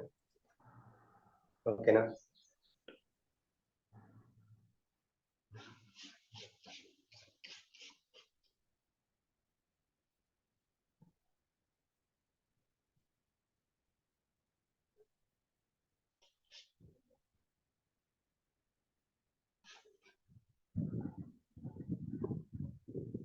எல்லாருக்கும் கேக்குதா? கேக்குதுண்ணா. ஓகேண்ணா. Okay okay. சோ இப்ப பேசிக் ட்ரூத்தை வந்து நம்ம பிரசன்ட் பண்ணிட்டோம். இந்த ட்ரூத்தை புரிஞ்சுக்கிட்டேங்க அப்படின்னு சொன்னா, இங்கே இருப்பது பரபிரம்மம் மாத்திரமே. அந்த பரபிரம்மே ஈசனாய் வந்து உலகமாய் விரிந்திருக்கின்றான். அவனே இங்கே பல்லாயிரக்கணக்கான ஜீவனாயும் இருக்கின்றான். இங்கே இருப்பது ஒன்று மட்டுமே. இங்க அனைவரும் இப்ப நம்ம நிறைய பேர் நம்ம இருக்கோம் இல்லையா? இப்போ எல்லாத்தையுமே எப்படி பார்க்கணும்? எல்லாமே ஒன்றுதான். சும்மா விளையாட்டுக்காக நம்ம ஒவ்வொரு வேஷத்துல வந்திருக்கோம் அப்படிங்கிற அந்த மாபெரும் உண்மையை புரிந்து கொண்டு நாம நம்மளோட விளையாடிட்டு இருந்தோம் அப்படின்னு சொன்னா, நாம வந்து ஞானத்தில் இருக்கின்றோம், ஞானத்தோடு விளையாடுகின்றோம். ஆதலால் நாம் பேரானந்தத்தை மட்டும்தான் அனுபவிச்சுட்டு இருக்கோம். இப்போ பரபிரம்மம் பேரானந்தத்தில் இருக்கிறது. அதுவே அன்பை வெளிப்படுத்தி மகிழ்வதற்காக ஈசனாய் வந்தது. அப்ப ஈஸ்வரன் அனைத்தையும் ஆட்டுவித்தவனாக இருக்கின்றான். அவனே இங்கே பல ஆயிரம் ஆடுபவனாகவும் மாறிவிட்டான். இப்படிங்கிறதுக்காக எங்கேயுமே ப்ராப்ளம் இல்லைங்க. சந்தோஷம் குறைய போறதே இல்லைங்க. இன்ஃபேக்ட் அவன் எதையும் செய்யாமல் சேவிக்காமல் அன்பாய் இருப்பவன் எந்த ஆனந்தத்தில் இருக்கிறானோ அவன் அதே ஆனந்தத்தில் தான் அனைத்தையும் செய்விப்பவனாகவும் இங்கே செய்பவனாகவும் விளையாடி கொண்டிருக்கும் போதும் இருக்க போகிறது. ஏன்னா அனைத்தும் ஒன்று என்ற முழுமையான தத்துவத்தில் அன்பு மாறாமல், அதாவது ஒன்னஸ் ஃபீல்ல அனைவருமே ஒன்னஸ் ஃபீல்ல ஜஸ்ட் லைக் தட் ஒரு விளையாட்டை அவன் ஒரு வேஷம் போட்டுக்கிட்டு நம்ம லவ்வை எக்ஸ்பிரஸ் பண்ணிட்டு செம்மையா ஆடிட்டு இருக்கிற வரைக்கும் யாருக்கும் எந்த ப்ராப்ளமும் இல்லை. இப்ப எங்க ப்ராப்ளம் ஸ்டார்ட் ஆகுதுன்னா, ஜீவன் வந்து தமஸ் ரஜஸும் சேர்ந்து வச்சிருக்கான் அப்படிங்கிறதுனால அவன் ஒரு ரோல் தமஸ் ரோல் ரஜஸ்லயோ பண்ணும்போது இந்த ஒன்னஸ் ஃபீல் அவன் மிஸ் பண்ணிடுறான். இந்த ஒன்னஸ் ஃபீல் அவன் மிஸ் பண்றதன் விளைவு என்ன ஆகுதுன்னா, அவனுக்குள்ள லைக்ஸ் அண்ட் டிஸ்லைக்ஸ் உருவாகுது. அவனுக்குள்ள வந்து இதுதான் எனக்கு பிடிக்கும், இதுதான் பிடிக்காது, இது மட்டும்தான் சுகம், இது மட்டும்தான் துக்கம் என்ற ஒரு தவறான ஒரு விஷயத்துக்குள் என்ட்ரி ஆகிறான். யாரு? ஜீவன் என்ட்ரி ஆகிறான். அந்த ஜீவன் என்ட்ரிக்கு அப்புறமா இவன் என்னவா விளையாட நினைக்கிறானோ அதுவா அவன் ஆட்டுவான்னு நம்ம சொல்லியிருந்தோம். சோ அந்த பேசிஸ்ல தான் அவன் ஆட்ட போறான். பட் இவனுடைய எண்ணங்கள் எல்லாமே இப்ப என்னவா ஆயிரும் அப்படின்னு சொன்னா, வேற வேற அப்படிங்கிற அபிப்பிராயத்துல விருப்பு வெறுப்போட மாறிடும். இப்படி வெறுப்பு வெறுப்போட மாறும்போதுதான் இவன் இந்த ஜீவ சிருஷ்டியே வந்து கையாளுறான். என்ன பண்றான் அப்படின்னா, ஜீவ சிருஷ்டி எப்படி வில்லங்கமாகுதுன்றத முதல்ல சொல்லிடுறேன்.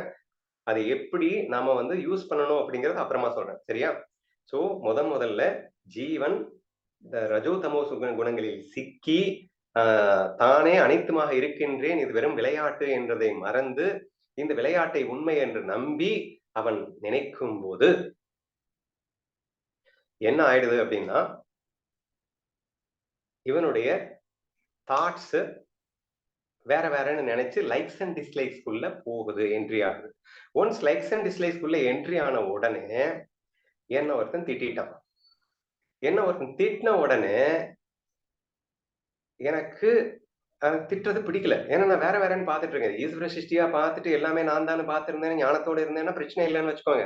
அவன் ரோல் அவன் பண்றான், நான் என் ரோல பண்ண போறேன்னு சொல்லிட்டு நான் பாட்டு கேம் ஆடிட்டு போயிட்டே இருந்திருப்பேன். பட் இப்பதான் நான் மிஸ் ஆயிட்டேனே. நான் ரஜோ தமோ குணங்களை சிக்கி என்னுடைய சொரூபத்தை நான் மறந்துட்டேனே. அப்போ இவன் அடிச்சிட்டான். ஆனா திருப்பி அடிக்கக்கூடிய பவர் என்கிட்ட இல்ல. எதுல? ஈஸ்வர சிருஷ்டியில. ஏன்னா ஈஸ்வர சிருஷ்டியில தான் எனக்கு பவரே கிடையாது. எனக்கு கொஞ்சோண்டு தானே பவர். அப்ப இறைவனுடைய அந்த ரூல்ஸ் அண்ட் ரெகுலேஷன்ஸ் பேஸ் பண்ணி தான் நான் வந்து விளையாடி ஆகணும். டைரக்டருடைய முழுமையான கட்டுப்பாட்டின் கீழே நான் இருக்கேன். என்னால ஒன்றும் பண்ண முடியாது. உடனே யூஸ் பண்றேன் நான் இந்த இடத்துல. ஆஹா, எனக்கு தான் இன்னொரு பவர் இருக்கு இல்ல அப்படின்னு சொல்லிட்டு என் கற்பனா சக்தியை யூஸ் பண்றேன். என் கற்பனைக்குள்ள போறேன். என்னை அடிச்சான் இல்லையா, அவனை போட்டு கும்மாங்குத்துன்னு குத்துறேன். அவனை வேற லெவல்ல அடிச்சு வெளுத்து வாங்குறேன். அப்படி வெளுத்து வாங்கிட்டு நான் வந்து சந்தோஷப்படுத்துறேன். ஆக்சுவலா கற்பனைக்குள்ள இருந்தது நான் தான்.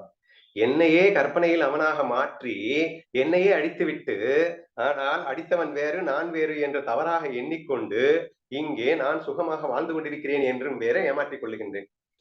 சரி, ஏமாத்திக்கோ. எது வரைக்கும் ஏமாத்திட்டு இருப்ப? உன் கற்பனை உலகத்துல மட்டும்தான் உன் பாச்சா பழிக்கும். ஆனா நீ ரியல் வேர்ல்டுக்கு வரணும்ல.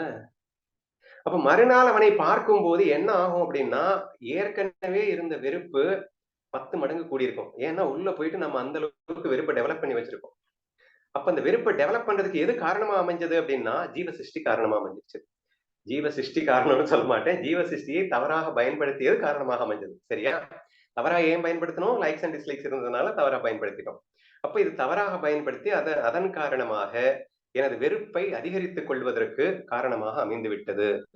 இது ஜீவ சிருஷ்டியில் நாம் செய்கின்ற ஒரு மிகப்பெரிய தவறு அப்படின்னு புரிஞ்சுக்கோங்க. லைக்ஸ்ல சொல்லணும்னா சுதா சொன்ன மாதிரியே ஒரு எக்ஸாம்பிள் எடுத்துக்கோங்க. ஒரு பொண்ணை பார்த்த உடனே அவ பார்த்து சும்மா தான் சிரிச்சிருப்பா. உடனே நான் வந்து என்ன பார்த்துதான் சிரிக்கிறா, என் மேல அவளுக்கு ரொம்ப பயங்கரமான ஆசை வந்துருச்சு அப்படின்னு சொல்லிட்டு மனசுக்குள்ள வந்து வேற லெவல்ல நான் பாட்டுக்கு கற்பனை ஏத்தி விடுறேன். அவளை காதலிச்சு கல்யாணம் பண்ணி கூட நான் குழந்தைங்களையே பெத்து வாழ்ந்தே முடிச்சிடுறேன் அப்படின்னு வச்சுக்கோங்க. அப்ப இதெல்லாம் என்ன பண்ணுது அப்படின்னா அவகிட்ட எக்ஸ்பெக்டேஷன்ஸை ஹெவியா இன்க்ரீஸ் பண்ணிடுது. கண்டிப்பா நாளைக்கு அவன் ப்ரப்போஸ் பண்ணும்போது அவ ஒத்துப்பா அப்படின்னு நம்பிக்கையோட போயிட்டு நான் ப்ரப்போஸ் பண்றேன், அவ வந்து வேண்டான்னு சொல்லிட்டா அப்படின்னா பயங்கரமான துயரத்துக்கு ஆளாக வேண்டியவர் வருது. இவ்வளவு பெரிய துயரம் எனக்கு ஏற்பட்டது அப்படின்னு சொன்னா அவ வந்து சிரிச்சா அவ்வளவுதான்.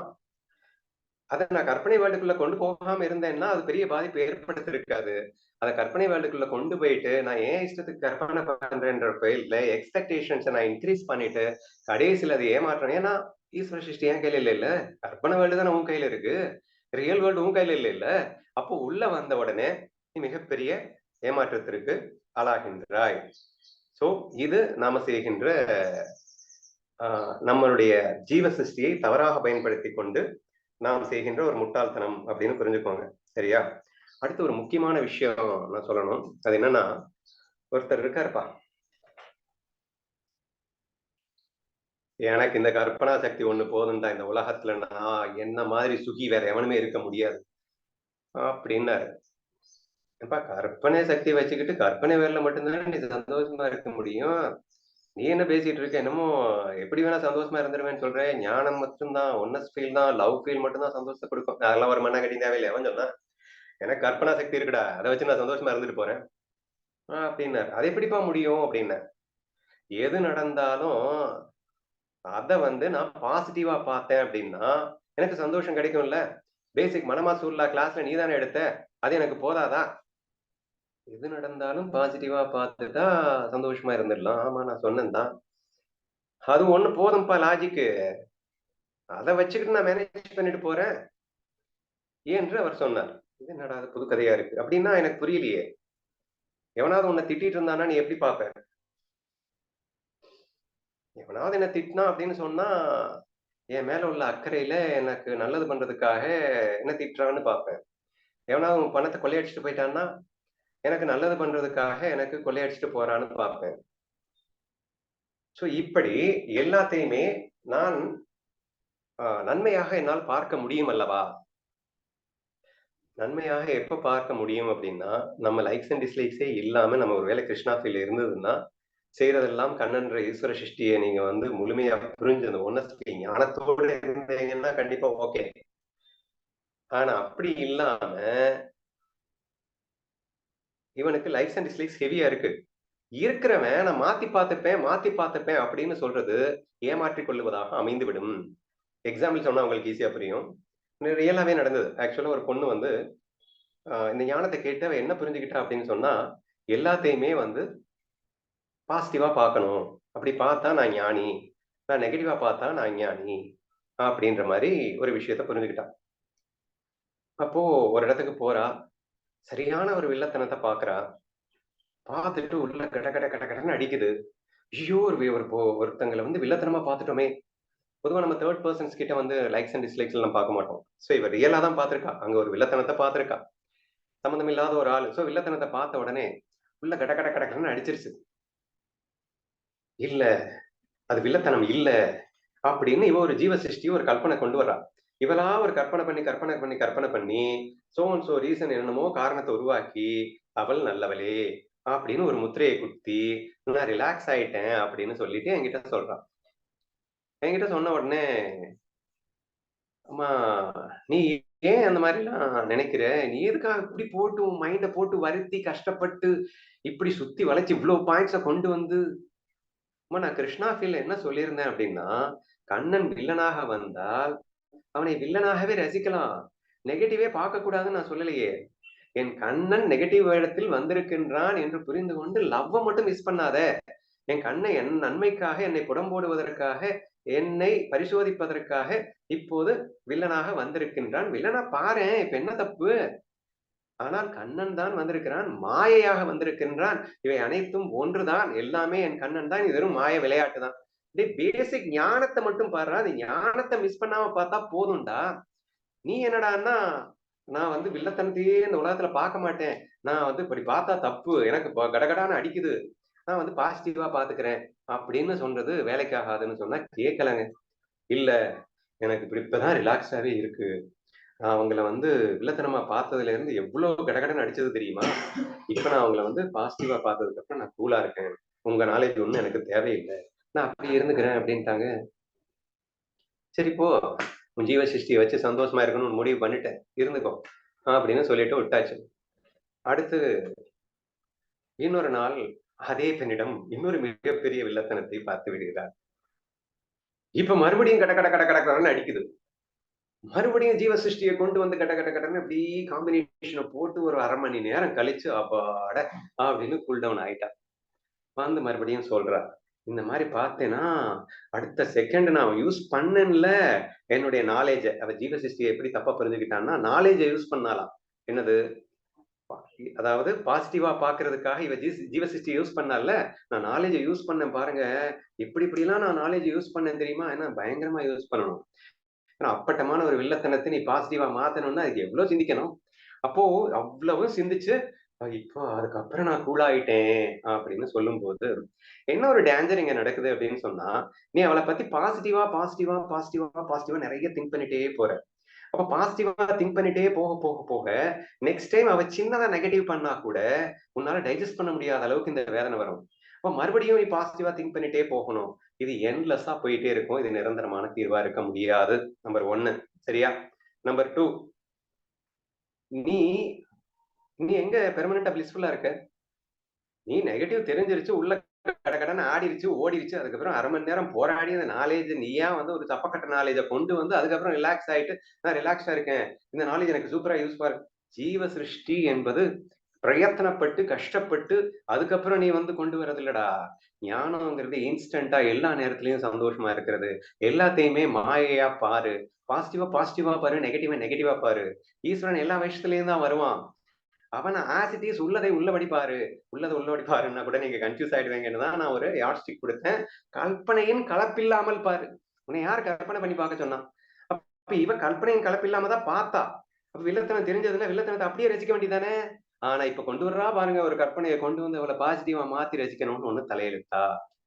அப்ப இருப்பதை இப்படி பாசிட்டிவா மாத்தி ரசிக்க ரசிக்க என்ன ஆகும்னா, தேவையில்லாம அந்த இடத்துல அவங்க மேல லைக்ஸ் இன்டியூஸ் பண்ணிட்டு இருக்கேன்னு அர்த்தம். அது அவங்க சின்ன தப்பு பண்ணும்போது கூட உங்களால தாங்க முடியாத சுமையாக டிஸ்லைக்ஸாக மாறி துயரப்படும் ஒரு அவஸ்தையை நீ ஏற்படுத்துகின்றாய் என்ற அர்த்தம் என்று புரிகிறதா? சோ இந்த தப்பு யாராவது பண்ணிட்டு இருந்தீங்கன்னா தயவு செய்து பண்ணாதீங்க. சோ எப்படியெல்லாம் ஜீவ சிருஷ்டியை தவறா பயன்படுத்திட்டு இருக்கோன்றதை நான் மென்ஷன் பண்றதுக்காக சொல்லிட்டு இருக்கேன். So this is not actually the real usage of ஜீவ சிருஷ்டி. ஜீவ சிருஷ்டி இதுக்காக கொடுக்கப்படவில்லை. நீ கற்பனையும் கலப்பில்லாம பாரு. அவன் கண்ணு பாசிட்டிவா தெரிஞ்சா பாசிட்டிவா அனுபவி, நெகட்டிவா தெரிஞ்சா நெகட்டிவாவே அனுபவி. நீ அந்த இடத்துல உன் ரோல் என்ன பண்ணணுமோ அதை பண்ணிட்டு போயிட்டே இரு.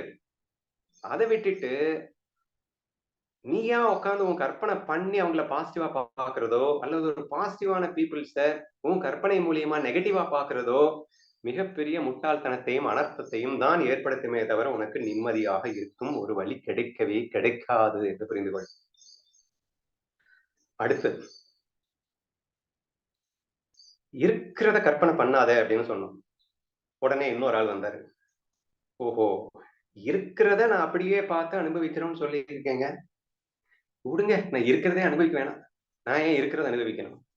நான் பாட்டு என் கற்பனை உலகம்னு உனக்கு கொடுத்துட்டேங்கல்ல, நான் பாட்டு என் கற்பனை உலகத்திலேயே அனுபவிச்சு நான் பாட்டு சந்தோஷமா இருந்துக்கிறேனே, என்னத்தை அனுபவிக்க போற? அப்ப கற்பனை உலகம்னாலும் ஏற்கனவே நீ பார்த்த விஷயங்களின் ஸ்டோரேஜ் ஹவுஸ், அந்த டேட்டாவை வச்சுதான் நீ கற்பனையே பண்ண போற. ஈஸ்வர சிருஷ்டியை பேஸ் பண்ணி தான் நீ கற்பனையே பண்ண போற. சரியா? பரவாயில்ல, பண்ணிக்கோ, உன் இஷ்டத்துக்கு இமேஜினேட் பண்ணிக்கோ. இவனா வந்து இந்த ஒரு பெரிய பேஸ்கெட் பால் பிளேயர்னு வச்சுக்கோங்களேன். இவனா பிளே கிரவுண்டா மாறிடுவான், இவனே வந்து 10 பிளேயர்ஸா மாறிடுவான், இவனே வந்து 10 பேர் கூட அடிச்சுக்கிட்டு இருப்பான், இவனே விளையாடுவான், இவன் பாட்டு கற்பனையிலேயே வந்து விளையாடிட்டே இருக்கட்டுமே. இப்படி அவன் விளையாடும் போது கண்டிப்பா இவன் அஞ்ஞானமாக இருக்கும் போது என்ன பண்ணுவான்? அங்க கற்பனையில இருக்கக்கூடிய 10 பிளேயர்ஸுமே நான் தான். ஆனா இந்த லூசு பையன் நான் என்ன நினைப்பேன்னா, நான் ஒருத்தன் தான் அங்க வந்து ஸ்ரீகாந்த் அப்படின்னும், மீதி நான் 9 வேற எவனோ அப்படின்னு நினைச்சுக்கிட்டு எனக்கு மட்டும் இம்பார்ட்டன்ஸ் கொடுத்துட்டு என் ஈகோவை டெவலப் பண்ணக்கூடிய ஒரு முட்டாள்தனத்தை நான் செய்கின்ற வாய்ப்பு இருக்கிறது. சோ இந்த மாதிரி நான் வெறும் என் கற்பனையிலேயே போயிட்டு நான் பாட்டு அனுபவிச்சுட்டு வாழ்ந்துட்டு போயிடுறேனே. இப்ப என்னவா, இன்னும் 3 வேளை சாப்பிடணும், அதுக்கு ஏதாவது வேலையை பார்த்துக்கிறேன், மீதி நேரம் ஃபுல்லா கற்பனையிலேயே ஓட்டி நான் பாட்டு சந்தோஷமா இருந்துட்டுமா அப்படின்னு கேட்டா கூட அது டேஞ்சரஸ் தான். ஏன்னா அதுவும் ஈகோவை அதிகரித்து விடுகிறது. பெர்மனண்டா உன்னால ட்ரீம் வேர்ல்ட்ல இருக்க முடியாது. நல்லா புரிஞ்சுக்கோங்க. பெர்மனண்டா உங்க கற்பனை உலகத்துல இருக்க முடியாது. நீங்க வாழ்றது இந்த உலகம்தான். சரி, வாழ்கின்ற இந்த உலகத்துக்கு நீங்க வரணும், வந்தாகணும், இங்க நீ பிளே பண்ணிதான் ஆகணும். நீ வேண்டான்னு சொன்னாலும் உன்னை ஒரு ஃபோர்ஸ் வந்து உனக்கு கண்ணன்ட்ட சொல்றாருல்ல, நீ வேண்டான்னு சொன்னாலும் உன்னை போரில் வலுவில் ஈடுபடுத்தும்டா. ஸோ சம்திங் வந்து உன்னை ஆட்டோமேட்டிக்கா சில விஷயங்களை செய்ய வைக்கும். ஈஸ்வர சிருஷ்டியை நீ தூக்கி போடலாம், ஒதுக்கிடலாம், ஓட முடியாது. நீ உன் கற்பனை வேலையிலேயே வாழ்ந்துடலாம் அப்படின்னு நினைச்சா கூட கண்டிப்பாக அதிலும் உனக்கு துன்பம் தான் கிடைக்கும் என்ற ஒரு விஷயத்தை புரிஞ்சுக்கோங்க. சோ அந்த தவறும் தயவு செய்து யாரும் பண்ணாதீங்க.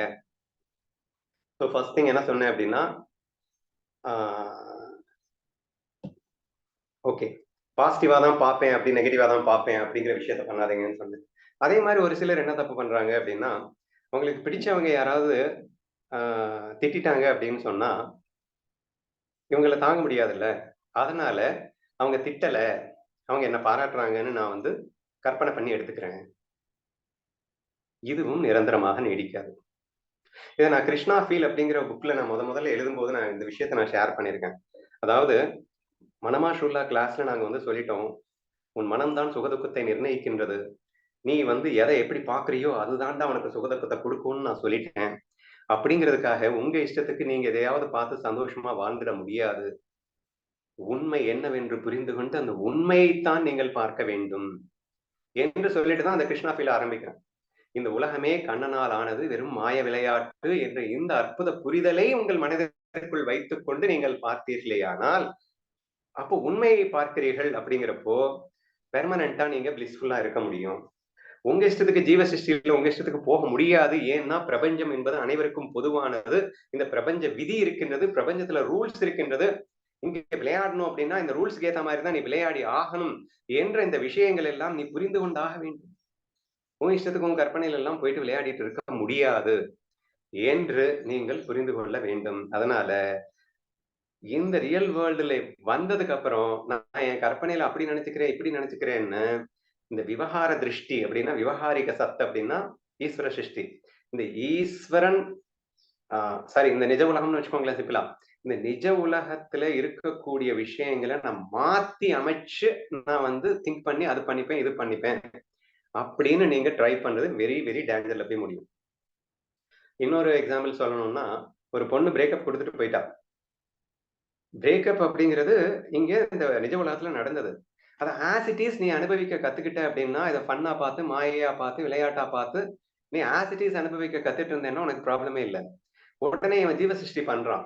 இவன் வந்து போவா, இவன் இன்னொருத்தன்கிட்ட அடிபடுவா, அப்ப நம்மள நினைப்பா, நம்மள விட்டு ஓடி வந்து காலில் விழுந்து கதறி அழுவா, உன்னை விட்டு போனதுக்கு நான் வந்து சரியான பாடம் கற்றுக்கொண்டு இனிமே போகவே மாட்டேன்னு என் காலில் விழுந்து அழுவா அப்படின்னு இந்த இவன் ஜீவ சிருஷ்டியில திங்க் பண்ணானா. திங்க் பண்ணிட்டு போங்க சார் போங்க, ஒருத்தன் எனக்கு சூப்பர் ஐடியா கொடுத்தான். நான் என்ன சொல்லி கொடுத்தேன் அப்படின்னா, டேய் பிரேக்கப் பண்ணா விட்றா, உன்னை தேடி 1000 பேர் வரணும், நீ அவ்வளவு லவ்ல நீ சந்தோஷமா இருக்கணும், நீ ஏன்டா பொண்ணு பின்னாடி ஓடிட்டு இருக்க, போனா அவளுக்கு லாஸ் நினைச்சிட்டு போயிட்டு இருறா, நீ லவ்ல இருறா, நீ இப்பயும் அவளை லவ் பண்ணிட்டு இருறா, நீ டிஸ்லைக் பண்ணிடாத, அவ எது சந்தோஷமா வாழ்ந்துட்டு போறா, நம்ம என்ன அவளை நம்பியா வாழ்றோம். இப்படி நான் நாலேஜ் கொடுத்தா அவனுக்கு வேலையே செய்யல. இன்னொருத்தன் சொல்லியிருக்கான், டேய் அவ போறான்னு உட்காந்து அழுதாதரா, வருவாடா, எங்கடா போவா, நம்மளை விட்டு எங்கடா போயிருவா, கதறி அழுதுகிட்டு உன் காலில் வந்து விழுவாடா அப்படின்னு சொன்னோன்னா நம்மளால கண்ணை மூடிட்டு அப்படியே கற்பனை பண்ணியிருக்கான். கற்பனை பண்ணவன அவ கதறி வந்து காலில் விழுவாள் என்ற கற்பனை அவளுக்கு அவ்வளவு பெரிய ரிலாக்ஸேஷனை கொடுத்துருச்சு. அப்போ ஒரு ஈகோவை டெவலப் பண்ணி உன் கற்பனை பண்ணி நீ உன்னை சமாதானப்படுத்திக் கொள்வது என்பது மிகப்பெரிய நரகத்தை தான் உண்டு பண்ணுமே தவிர அது நிரந்தர ஆனந்தத்தை கொடுக்காது. இப்ப என்ன பண்ணிட்டு இருக்கான், ஏற்கனவே அந்த பொண்ணு மேல லைக்ஸ், இவன் மறுபடியும் ஈகோவையும் லைக்ஸையும் பில்டப் பண்ணிட்டே போறான். இது நிரந்தரமா இருக்குமா? அடுத்த 2 மாசம் கழிச்சு அந்த பொண்ணு இன்னொரு பையனோட செமையா சுத்திட்டு இருக்கான்ற நியூஸ் காதுக்கு விழுது.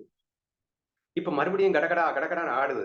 இப்ப இப்ப மறுபடியும் ஜீவ சிருஷ்டி இப்ப 2 மாசம் தானே ஆயிருக்கு, இன்னும் 2 மாசம் கழிச்சு பாரு கதறிட்டு வலுவா அப்படின்னு எத்தனை நாள் தான் ஏமாத்திட்டு வாழ்ந்துட முடியும்? சோ தேர்ஃபோர் இந்த மாதிரி ஒரு முட்டாள்தனத்தை தயவு செய்து பண்ணிவிட வேண்டாம். So this is the way how we are cheating அப்படின்னு நான் சொல்ல வரேன். சரியா? நமது கற்பனை உலகத்தை எப்படியெல்லாம் நாம் அகங்காரம் வெறுப்பை கொண்டு நம்மை நாம் ஏமாற்றிக் கொண்டிருக்கிறோம் என்பதை புரிந்து கொள்ள முயற்சி செய்யுங்கள். சோ இந்த மாதிரி முட்டாள்தனத்தையும் நீங்க பண்ணாதீங்க. சோ நான் இன்னும் வந்து இதை எப்படி அழகா யூஸ் பண்ணணும்ன்ற கட்டத்துக்கு வரல. இதெல்லாம் நீங்க தெரிஞ்ச விஷயம்தான், இருந்தாலும் புரிஞ்சுப்போம் அப்படின்றதுனால சொல்றேன். வேற நீங்க நிறைய பாயிண்ட் சொல்லியிருந்தீங்க.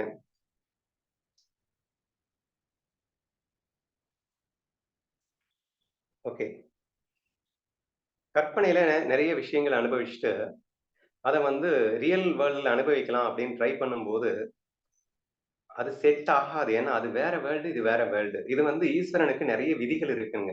Newton's first law of motion, second law of motion, third law of motion இருக்கு. கிராவிடேஷனல் ஃபோர்ஸ்னு ஒன்று இருக்கு. பெர்னோலிஸ் தியரம்னு ஒன்று இருக்கு. ஆர்க்கிமிடிஸ் பிரின்சிபிள்னு ஒன்று இருக்கு. இதெல்லாம் என்னது? இயற்கையின் விதி. இவனுங்களா ஏதோ கண்டுபிடிச்சாங்க. நேச்சருடைய ஈஸ்வர சிருஷ்டியினுடைய விதிகளை இவன் கண்டுபிடித்து எழுதியதுதான் இது எல்லாமே. எந்த ஒரு பொருளும் வந்து மேல போனா அதுக்கு ஆட்டோமேட்டிக்கா கீழே பூமி புவியீர்ப்பு விசை இழுத்து கீழே கொண்டு வந்து விடும். இது இயற்கை தத்துவம், இயற்கையோட விதி. இந்த விதியை மீறித்தான், விதியை உட்பட்டுத்தான் இந்த உலகத்துல நம்ம கேம் ஆடணும். அப்படின்னா என்ன அர்த்தம்? பிளே கிரவுண்ட் இருந்ததுன்னா பிளே கிரவுண்ட்ல ரெஃப்ரி வந்து சில ரூல்ஸ் போட்டிருப்பாரு. என்ன ரூல்ஸ் போட்டிருப்பாரு? பேஸ்கெட் பால்ல நீ வந்து பிடிச்சிட்டு ஓடக்கூடாது, நீ தட்டிக்கிட்டு தான் போகணும். ஒரு 3 செகண்டுக்கு மேல இந்த பர்டிகுலர் ஏரியால இருக்கக்கூடாது. பந்தை வந்து அவனை அடிக்காம தான் பிடிச்சி வாங்கணும் அப்படின்னு சொல்லிட்டு சர்டன் ரூல்ஸ் அண்ட் ரெகுலேஷன்ஸை நம்ம ஒரு பிளே கிரவுண்ட்ல இருக்கக்கூடிய டைரக்டர் வந்து எப்படி செட் பண்றாரோ அந்த மாதிரி இந்த ஈஸ்வர சிருஷ்டியானது ஒரு இயற்கையில சில விதிகளை செட் பண்ணிருக்கு. அப்ப நீங்க விமானத்தை படைக்கலாம் அல்லது கப்பலை படைக்கலாம், என்ன வேணா படைக்கலாம். ஆனா அந்த விதிக்கு உட்பட்டு தானே நீங்க படைக்கணும். அப்ப நான் வந்து இன்வென்ட் பண்றேன் அப்படின்னு சொன்னா நான் இன்வென்ஷன் வந்து என் இஷ்டத்துக்கு எல்லாம் பண்ணக்கூடாது, பண்ண முடியாது. என் இஷ்டத்துக்கு பண்ணிட்டு திருப்பி விகார சிருஷ்டிக்கு, அதாவது இந்த நிஜ உலகத்துக்கு வரும்போது ஒண்ணு கூட அது செட் ஆகாது, அது நடக்காது. அப்போ நீங்க கற்பனை உலகம் அப்படிங்கிற பேர்ல போனாலும் இந்த நிஜ உலகத்தை மையமாக வைத்துத்தான் நீங்கள் கற்பனை செய்தால் அது உருப்படுமே தவிர, நிஜ உலகத்தை விட்டு விட்டு உங்க இஷ்டத்துக்கு நீங்க போயிடுவேன், இந்த இறைவனின் விதிகள் எனக்கு கஷ்டமா இருக்கு, இந்த இறைவன் விதியை மீறி போயிடுவேன் அப்படின்னு சொன்னா ஒரு மண்ணும் கிழிக்க முடியாது. It's my experience. அப்போ நான் வந்து இந்த விதியெல்லாம் நான் கத்துக்கிறேன். இன்ஜினியரிங்ல இந்த விதியெல்லாம் இருக்கு, இந்த விதியின் அடிப்படையில தான் ஒரு எந்திரத்தை உருவாக்க முடியும்னு கத்துக்கிட்டே தான். ஆனா அந்த விதியை மிஸ் பண்ணிட்டு நான் கற்பனை பண்ணது எல்லாம் ஃபெயிலூர் ஆகுது. அந்த விதியை உட்பட்டு நான் செய்யறது மட்டும்தான் சக்சஸ் ஆகுது இல்லையா? அப்போ உன் கற்பனை உன் இஷ்டத்துக்கு போக முடியாது என்பதற்கு இதை நீங்கள் உதாரணமாக எடுத்துக்கொள்ளுங்கள். ஆதலால் இந்த நிஜ உலகத்தை விருப்பு வெறுப்பில்லாமல் அனுபவிப்பதுதான் தி பெஸ்ட். நிஜ உலகத்தை நீ விருப்பு வெறுப்பு வச்சுக்கிட்டு இந்த நிஜ உலகத்துல இருக்கக்கூடிய விருப்பு வெறுப்புக்கு ஏத்த மாதிரி நிஜ உலகத்துக்கு பயந்து உன் கற்பனை உலகத்துல போயிட்டு நிஜ உலகத்தை ஏமாற்றி தப்பிச்சு வாழ்ந்து விடலாம் என்ற நினைப்பு மட்டும் ஒருவருக்கும் வந்துவிடக் கூடாது என்பதற்காக இந்த விஷயத்தை பரிமாறுகின்றேன். சரியா? அகங்காரத்தை திருப்தி செய்வதற்காகவே கற்பனை செய்து கொண்டு அந்த நேரத்திற்கு மட்டும் ஆத்ம சாந்தியை பெற்று பின் மீண்டும் படுகொலியில் விழச் செய்வது இந்த ஜீவ சிருஷ்டி. அப்புறம் நீங்க ஒரு நல்ல பாயிண்ட் சொல்லியிருந்தீங்க, யாராவது வெளியே போய்விட்டு வந்துட்டாங்க அப்படின்னு சொன்னா இந்த ஈஸ்வர அந்த நிஜ உலகத்துல இருக்கக்கூடிய இந்த ஞானம் இல்லாத தன்மையினால, பற்றின் காரணமாக, லைக்ஸ் அண்ட் டிஸ்லைக்ஸின் காரணமாக கற்பனை உலகத்துல போயிட்டு என்னமா பாடுபடுறோம். அப்போ இறை தத்துவம், பரபிரம்ம தத்துவம், ஜீவன் யார் என்ற எல்லா உண்மைகளையும் உணர்ந்து ஞான தத்துவத்தோடு வாழ்வதுதான் உண்மையான ஆனந்தமே தவிர, இதை மறந்துவிட்டு விருப்பு வெறுப்போடு வாழ்ந்தால் இத கற்பனை உலகம் வந்து என்ன நன்மை இருக்கு அப்படின்றத நான் அப்புறமா சொல்றேன். இன்னும் நன்மையை சொல்லவே இல்லை. தீமையாக எப்படி உருமாறுகிறது அப்படின்னு தான் இங்க பேசிட்டு இருக்கோம். சோ யாராவது வெளியில போயிட்டு வரும்போது லூசுத்தனமாக கற்பனை பண்றதுன்னு சொன்னீங்க. போன் 4 தடவை பண்ணி எடுக்கலைன்னாலே வந்து வேற ரேஞ்சில நெகட்டிவ்ல கற்பனை பண்ணி பாடா படுத்துறோம். சோ உண்மையிலே இல்ல, ஆனா கற்பனை உலகத்துல நீ அனுபவிச்சு செத்து சுண்ணாம்பாயிடுற. இப்படி உனது ஜீவ சிருஷ்டி உனது கற்பனை உலகத்தை தவறாக பயன்படுத்துகின்றாய் ஞானம் இல்லாத தன்மையினால் அப்படிங்கறதும் ஒரு பாயிண்ட் சொல்லியிருந்தேங்க. போதும். We will go for another important session, advantages, how to use the ஜீவ சிருஷ்டி. இந்த ஜீவ சிருஷ்டியின் உண்மையான பலன் என்ன? இதை சரியாக பயன்படுத்தி ஆனந்தத்தை அற்புதமாக அனுபவிக்கும் கலை என்ன அப்படிங்கிறத பார்க்கலாமா? சரி, இப்போ ஆத்ம ஞானத்தோடு இருக்கிற வரைக்கும் எந்த ப்ராப்ளமும் இல்லைதான், சரியா? சோ பரபிரம்மம், அதுவே ஈஸ்வரனாய், அதுவே ஜீவனாய், இது வெறும் மாய விளையாட்டு, அனைவரும் ஒன்னஸ் ஃபீல்ல தான் இருக்கும். இங்க அவன் ரோல அவன் பண்ணிட்டு இருக்கான், என் ரோல நான் வந்து பண்ணிட்டு போயிட்டு இருக்க போறேன்டா என்று விருப்பு வெறுப்பு இல்லாமல் அற்புதமாக ஆனந்தமாக வாழ முடிந்தால் நோ ப்ராப்ளம் தான். சரி விடுங்க, இப்போ எனக்கு அஞ்ஞானம் வந்துடுச்சு. ஏன் வந்துச்சு? எப்படி வந்துச்சு? ரஜோதமோ குணங்களில் சிக்கி போனேன். விளைவாக நான் வேறு என்று, மற்றவர்கள் வேறு என்று நம்பினேன். இந்த உலகத்தை மாயை அல்ல, கற்பனை அல்ல, உண்மை என்றே நினைத்து விட்டேன். இதுவெல்லாம் என் கண்ணனின் மாயலீலை என்பதை மறந்து விட்டேன். சரி, இப்போ எது மறந்தது? இந்த மனசு புத்தி அப்படின்னு ஒண்ணு கொடுத்தான். முக்குணங்கள் அப்படின்னு இது கொடுத்தான், மனசுக்கு கொடுத்தான். வேஷங்க, மனசுங்கிறது ஒரு வேஷம். வேஷக்காரனுக்கு ஒரு மனம் வேணும். அவன் வந்து என்ன கேரக்டர்ல ஆடணும் அப்படிங்கிறதுக்காக ஒரு மனம் புத்தி கொடுக்கப்பட்டது. இப்போ மனம் புத்தி ரஜசிக்காக தமசிக்காக விளையாடியது, விளைவாக அதில் மாட்டிக்கொண்டது அப்படின்னு பார்ப்போம். அப்போ இந்த மனம் புத்தி என்று நாம் சொல்லுகின்றோம் அல்லவா, அது தான் போட்ட வேஷங்கள் சிக்கி அது தவறாக நினைத்தது. எது தவறாக நினைத்தது? இப்போ உண்மையை மறந்தது. எது உண்மையை மறந்தது? மனசும் புத்தியும் மறந்தது. உண்மையை மறந்தது எதனால் அப்படின்னு கேட்டீங்கன்னா, ஜீவ சிருஷ்டியினால் தான் மறந்தது. உன்னை யார் கற்பனை பண்ண சொன்னது? உண்மைன்னு உன்னை யாரா கற்பனை பண்ண சொல்லுது? இந்த உலகத்தை கண்ணன் மாயையாக படைத்திருக்கின்றான். ஈஸ்வரனே அந்த கான்சியஸோடு சுத்த சாத்விகையும் சேர்த்துதான் அனுப்பிச்சிருக்கான். உங்ககிட்ட சாத்விக் இருக்குல்ல, அந்த சாத்விக் குணத்துல இருந்து அனைத்தும் ஒன்ன ஸ்பில் உனக்கு தெரியும்ல. அப்ப தெரிஞ்சத உன்னை யார் மறக்க சொன்னது? அதை மறந்து உன்னை யார் சிக்க சொன்னது என்றால் உன் மனம் புத்தி தான். அந்த குணங்கள்ல நீ சிக்கினதுனாலதானே நீ வந்து இப்ப மறந்துட்ட. அப்போ இந்த மனமும் புத்தியும் தான் உன்னை சிக்க செய்தது. மனம் புத்தி ஏன் சிக்க செய்தது அப்படின்னா, உனக்கு கொடுக்கப்பட்ட உன் சுதந்திரத்தை நீ தவறாக பயன்படுத்தியதா? ஜீவ சிருஷ்டியை, உன் கல்பனா சக்தியை நீ தவறாக பயன்படுத்தினாய். விளைவு நீ அஞ்ஞானியாக மாறினாய். சரியா? இப்ப நல்லா புரிஞ்சுக்கோங்க.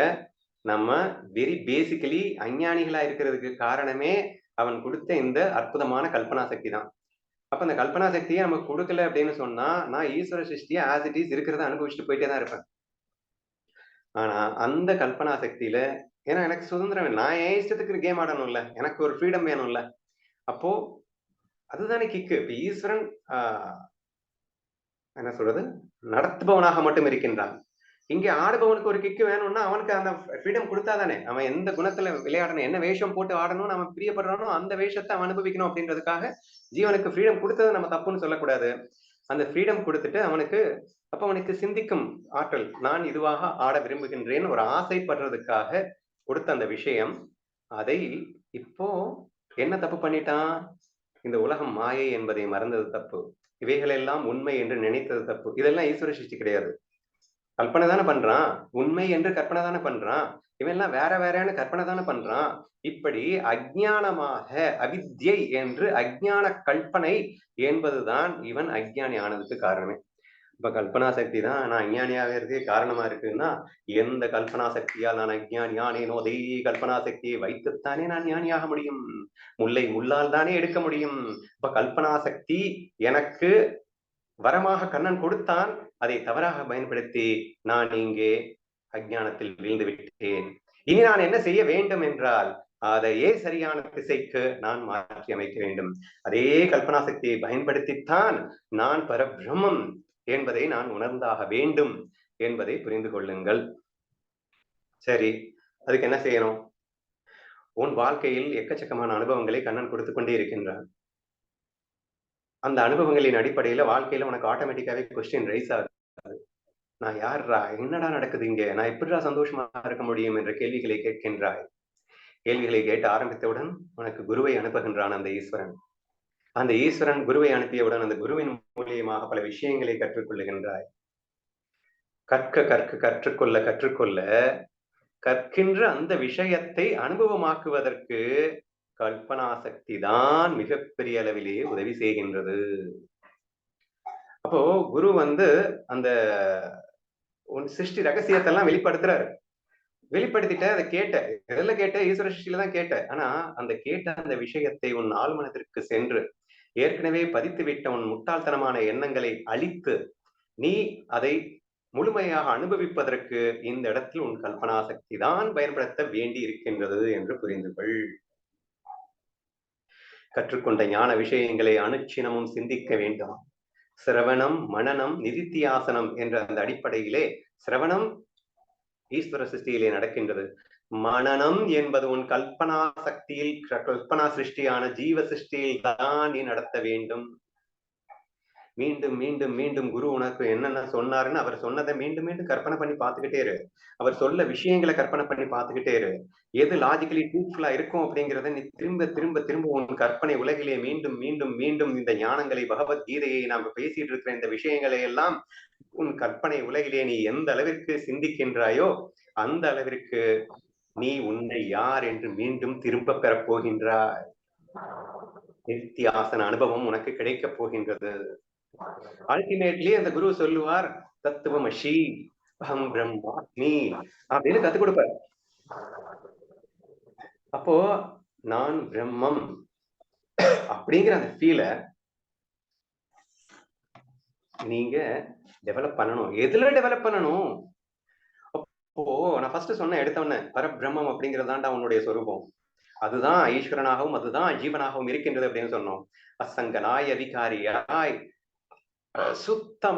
சுத்தமானதாய், ஸ்வயம் பிரகாசமாய், பேரானந்தமாய், சச்சித்தானந்தமாய் அப்படிங்கிற அந்த விஷயத்த குருமுகமாக கேட்டதுக்கு அப்புறம் what you feel that you are தானே. அப்போ இந்த மனசு வேற வேற, உலகம் வேற வேறன்னு தப்பு தப்பா புரிஞ்சுக்கிட்டு நான் அஞ்ஞானியா மாறிட்டேன். இப்ப அதே மனசை வச்சுதான் நான் மீண்டும் நான் பிரம்மம், நான் ஸ்வயம் பிரகாசம், நான் சச்சித்தானந்தம் என்று நீ மீண்டும் மீண்டும் மீண்டும் உன்னை இயக்கிக் கொண்டே இருந்தாயே. ஆனால் இந்த விருத்தி என்பது ஒரு கட்டத்துல அனுபவமாகும் போது அந்த விருத்தி இல்லாமல் போயிடும். அப்ப அந்த பரபிரம்மத்துல உண்மையில விருத்தி இல்லதான். அந்த பரபிரம்மை மறக்க வைத்தது இந்த அஜ்ஞான விருத்தி. இனி விருத்தின்னா எண்ணங்கள்னு தயவு செய்து புரிஞ்சுக்கோங்க, கன்ஃபியூஸ் ஆயிடாதீங்க. இந்த அஜ்ஞான எண்ணங்கள், இந்த அஜ்ஞான எண்ணங்களிலிருந்து நீ விடுபட வேண்டும் என்றால் ஞான எண்ணங்களை கொண்டுதான் நீ மீண்டும் அந்த பரபிரம்மானுபவத்தை அனுபவிக்க முடியும் என்பதால் அதற்கு உங்களுக்கு இந்த ஜீவ சிருஷ்டி என்ற கல்பனா சக்தி மிகவும் அவசியப்படுகின்றது. சிரவணம் 24 மணி நேரமும் கீப்பான் சிந்திக்க வேண்டுவதற்கு. ஏன்னா 1 மணி நேரம் தான் கிளாஸ் கண்டக்ட் பண்றோம். நம்ம 1:30 மணிக்கு சத் சங்கத்துல உட்காந்துருக்கேங்க. ஈஸ்வர சிருஷ்டியில உட்காந்துக்கிட்டு ஈஸ்வரன் தத்துவத்தை என்ன, ஞானம்னா என்னன்னு புரிஞ்சுக்கிட்டேங்க. Remaining 23 hours is up to you. அந்த ஃப்ரீடம் கண்ணன் கொடுத்த அந்த ஞானத்தை, ஐ மீன் ஈஸ்வர சிருஷ்டி, ஜீவ சிருஷ்டி கல்பனா சக்தியை வைத்துக்கொண்டு உங்களை நீங்கள் உயர்வை எடுத்துக் கொள்வதற்கு மிகப்பெரிய அளவிலே உதவும் என்ற அடிப்படையில் பார்க்கும்போது ஜீவ சிருஷ்டியின் மகத்துவம் இப்போது புரிந்திருக்கும் என்று நினைக்கின்றேன். நம்பர் 1. நம்பர் 2 சொல்லவே வேணாம். ஈஸியஸ்ட் ப்ராசஸ் நான் முதல்ல சொல்லிட்டேன், ஞானத்துல சொல்லிட்டேன். நீங்க அந்த ஞானத்தை எல்லாம் கத்துக்கணும், அதை சிந்திக்கணும், அதை நீங்களா மனனம் பண்ணணும், அதுக்கப்புறம் அதை அனுபவிக்கிறதுக்கு அகம் பிரம்மாஸ்மி விருத்தியோட இருக்கணும். அப்புறம் விருத்தி காலாவதி ஆயிட்ட இது ஞானமா நான் சொன்னேன். அடுத்து பக்தி. என்ன சொல்றது? பக்திக்கு பக்தர்கள் நம்ம முதல்ல பேசணும். ஒரு பக்தன் என்ன செய்வான்? ஒன்லி ஈஸ்வர சிருஷ்டி மட்டும் தான் அனுபவிப்பான். இல்லை, உண்மையில் பக்தன் தான் அதிகமாக கல்பனா சக்தியை பயன்படுத்துகின்றான். தன் மன்னவனை, தன் நாதனை, தன் குருநாதனை எப்படியெல்லாம் கற்பனை செய்ய முடியுமோ அப்படியெல்லாம் கற்பனை செய்து மகிழ வேண்டும்னு ஞானேஸ்வரியில ஒரு எழுதியே கொடுத்துட்டாருங்க. அதாவதுங்க, இப்போ நம்ம பேசுற எல்லா விஷயமுமே ஞானதேவர் சொன்னார் அப்படிங்கிறது தான் புரிஞ்சுக்கிறதுக்கு ஈஸியா இருக்கும். நான் முதல்ல சொல்லும்போது கூட சொல்ல மறந்துட்டேன். நான் சொன்னேன் பரபிரம்மன்னா இதைதான். அது நான் சொல்லலைங்க, ஞானேஸ்வரியில நான் திரும்ப படிச்ச விஷயத்தை தான் சொல்லியிருக்கேன். அப்புறம் ஈஸ்வரன் ஏதோ சொன்னியே, அவர் தான் எல்லாத்தையும் பரிபாலனை பண்ணிட்டு இருக்காருன்னு சொன்னியே, அதுக்கு நீ பேசின மாதிரி இருந்ததே, அதுக்கு சான்று காட்டலையான்னா முதல்ல சொல்லியிருக்கணும். இப்பதான் ஞாபகம் வருது, இப்ப சொல்லிடுறேன். ஞானேஸ்வரியில பல ஆயிரம் இடங்களை நான் உங்களுக்கு சுட்டி காட்ட முடியும். ஈஸ்வரன் எடுத்த உடனே ஒரு சில இடங்கள் அது ஈஸியா புரிஞ்சுக்கோங்களேன். அர்ஜுனன் எல்லாத்தையும் நான் கொல்றதா, இத்தனை பேரை கொண்டுட்டு நான் ஆட்சி பிடிக்கிறதா, எனக்கு வேண்டாம் அப்படின்னு லூசா பேசிட்டு இருப்பான் இல்லையா ஃபர்ஸ்ட் அத்தியாயத்துல. அப்ப கண்ணன் சொல்றான், ஏண்டா ஈஸ்வரன் ஒருவன் இருக்கின்றான், அவன்தான் அனைவரையும் அதாவது பிறப்பிப்பதும் இறப்பிப்பும் சாவுக்கும் காரணம் அவன்தான் என்றெல்லாம் வேதம் சொல்லுகின்றதே, அதெல்லாம் பொய், நீ எவனும் பெரிய இவன் மாதிரி பேசிட்டு இருக்க என்று கண்ணன் அந்த இடத்துல சுட்டி காட்டுகின்றான். அப்ப ஈஸ்வரன் ஒன்று இருக்கின்றான், அவன்தான் இந்த உலகத்தை காத்து ரட்சிக்கின்றான், அவன்தான் யாருக்கு எப்ப எது நடக்கணும் என்ன செய்யணும் அப்படிங்கறத குறிப்பாலனம் பண்ணி கொண்டிருக்கிறான் அப்படிங்கிறதுக்கு ஒரு இடத்துல நீங்க எக்ஸாம்பிள் எடுத்துக்கலாம். நிறைய இடங்களை கோட் பண்ணலாம். நெக்ஸ்ட் கர்மயோகத்துக்கு எடுத்துக்கிட்டீங்கன்னா என்ன சொல்றான், கடமை செய்யறதுக்கு மட்டும்தான் உனக்கு உரிமை இருக்கின்றதப்பா, பலனில் உனக்கு அக்கறையே கிடையாது, பலனை கொடுப்பவன் நான் அப்படின்னு சொல்றான். அப்ப கண்ணன்னா இங்க ஈஸ்வரனை நீங்க எடுத்துக்கணும், சரியா? அப்ப கண்ணன் பலனுக்கு உனக்கு உரிமையே இல்லையா அர்ஜுனா, பலனை எப்போ எப்படி தரணும்னு எனக்கு மட்டும்தான் தெரியும், நீ கடமை மட்டும் பண்ணிட்டு போயிட்டே இரு அப்படின்னு சொன்னானா இல்லையா?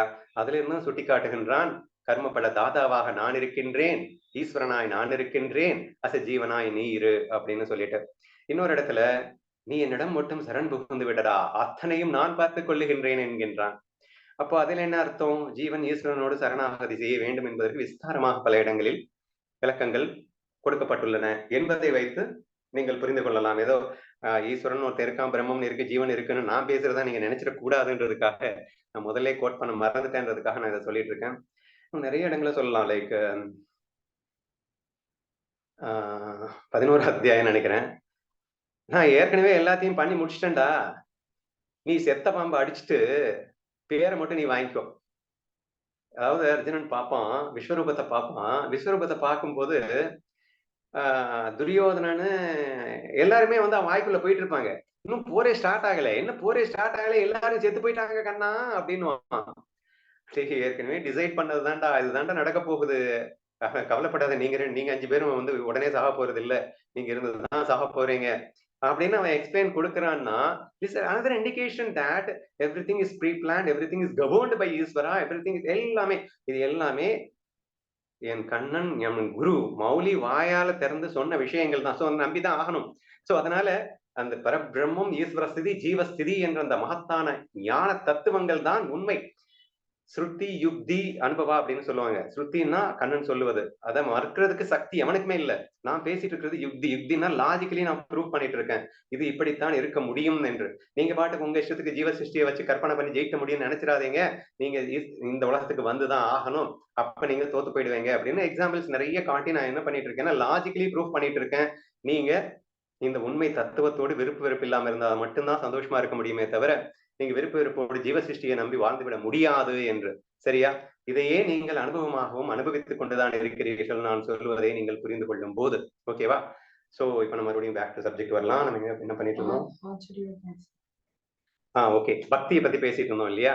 சோ தேர்ஃபோர் இப்போ ஒரு பக்தன் கற்பனை உலகத்தை எந்த அளவிற்கு தன்னை யார் என்று, அதாவது ஞானத்துல நான் பேசிட்டேன், ஞானம் எல்லாருக்குமே வராதுப்பா என்னப்பா அப்படின்லாம் நீங்க பேசுவீங்க. இப்ப ஈஸியஸ்ட் பாத்து எதுன்னா இருக்கிறதுலயே ஈஸியஸ்ட் பாத்து பக்தி தான்.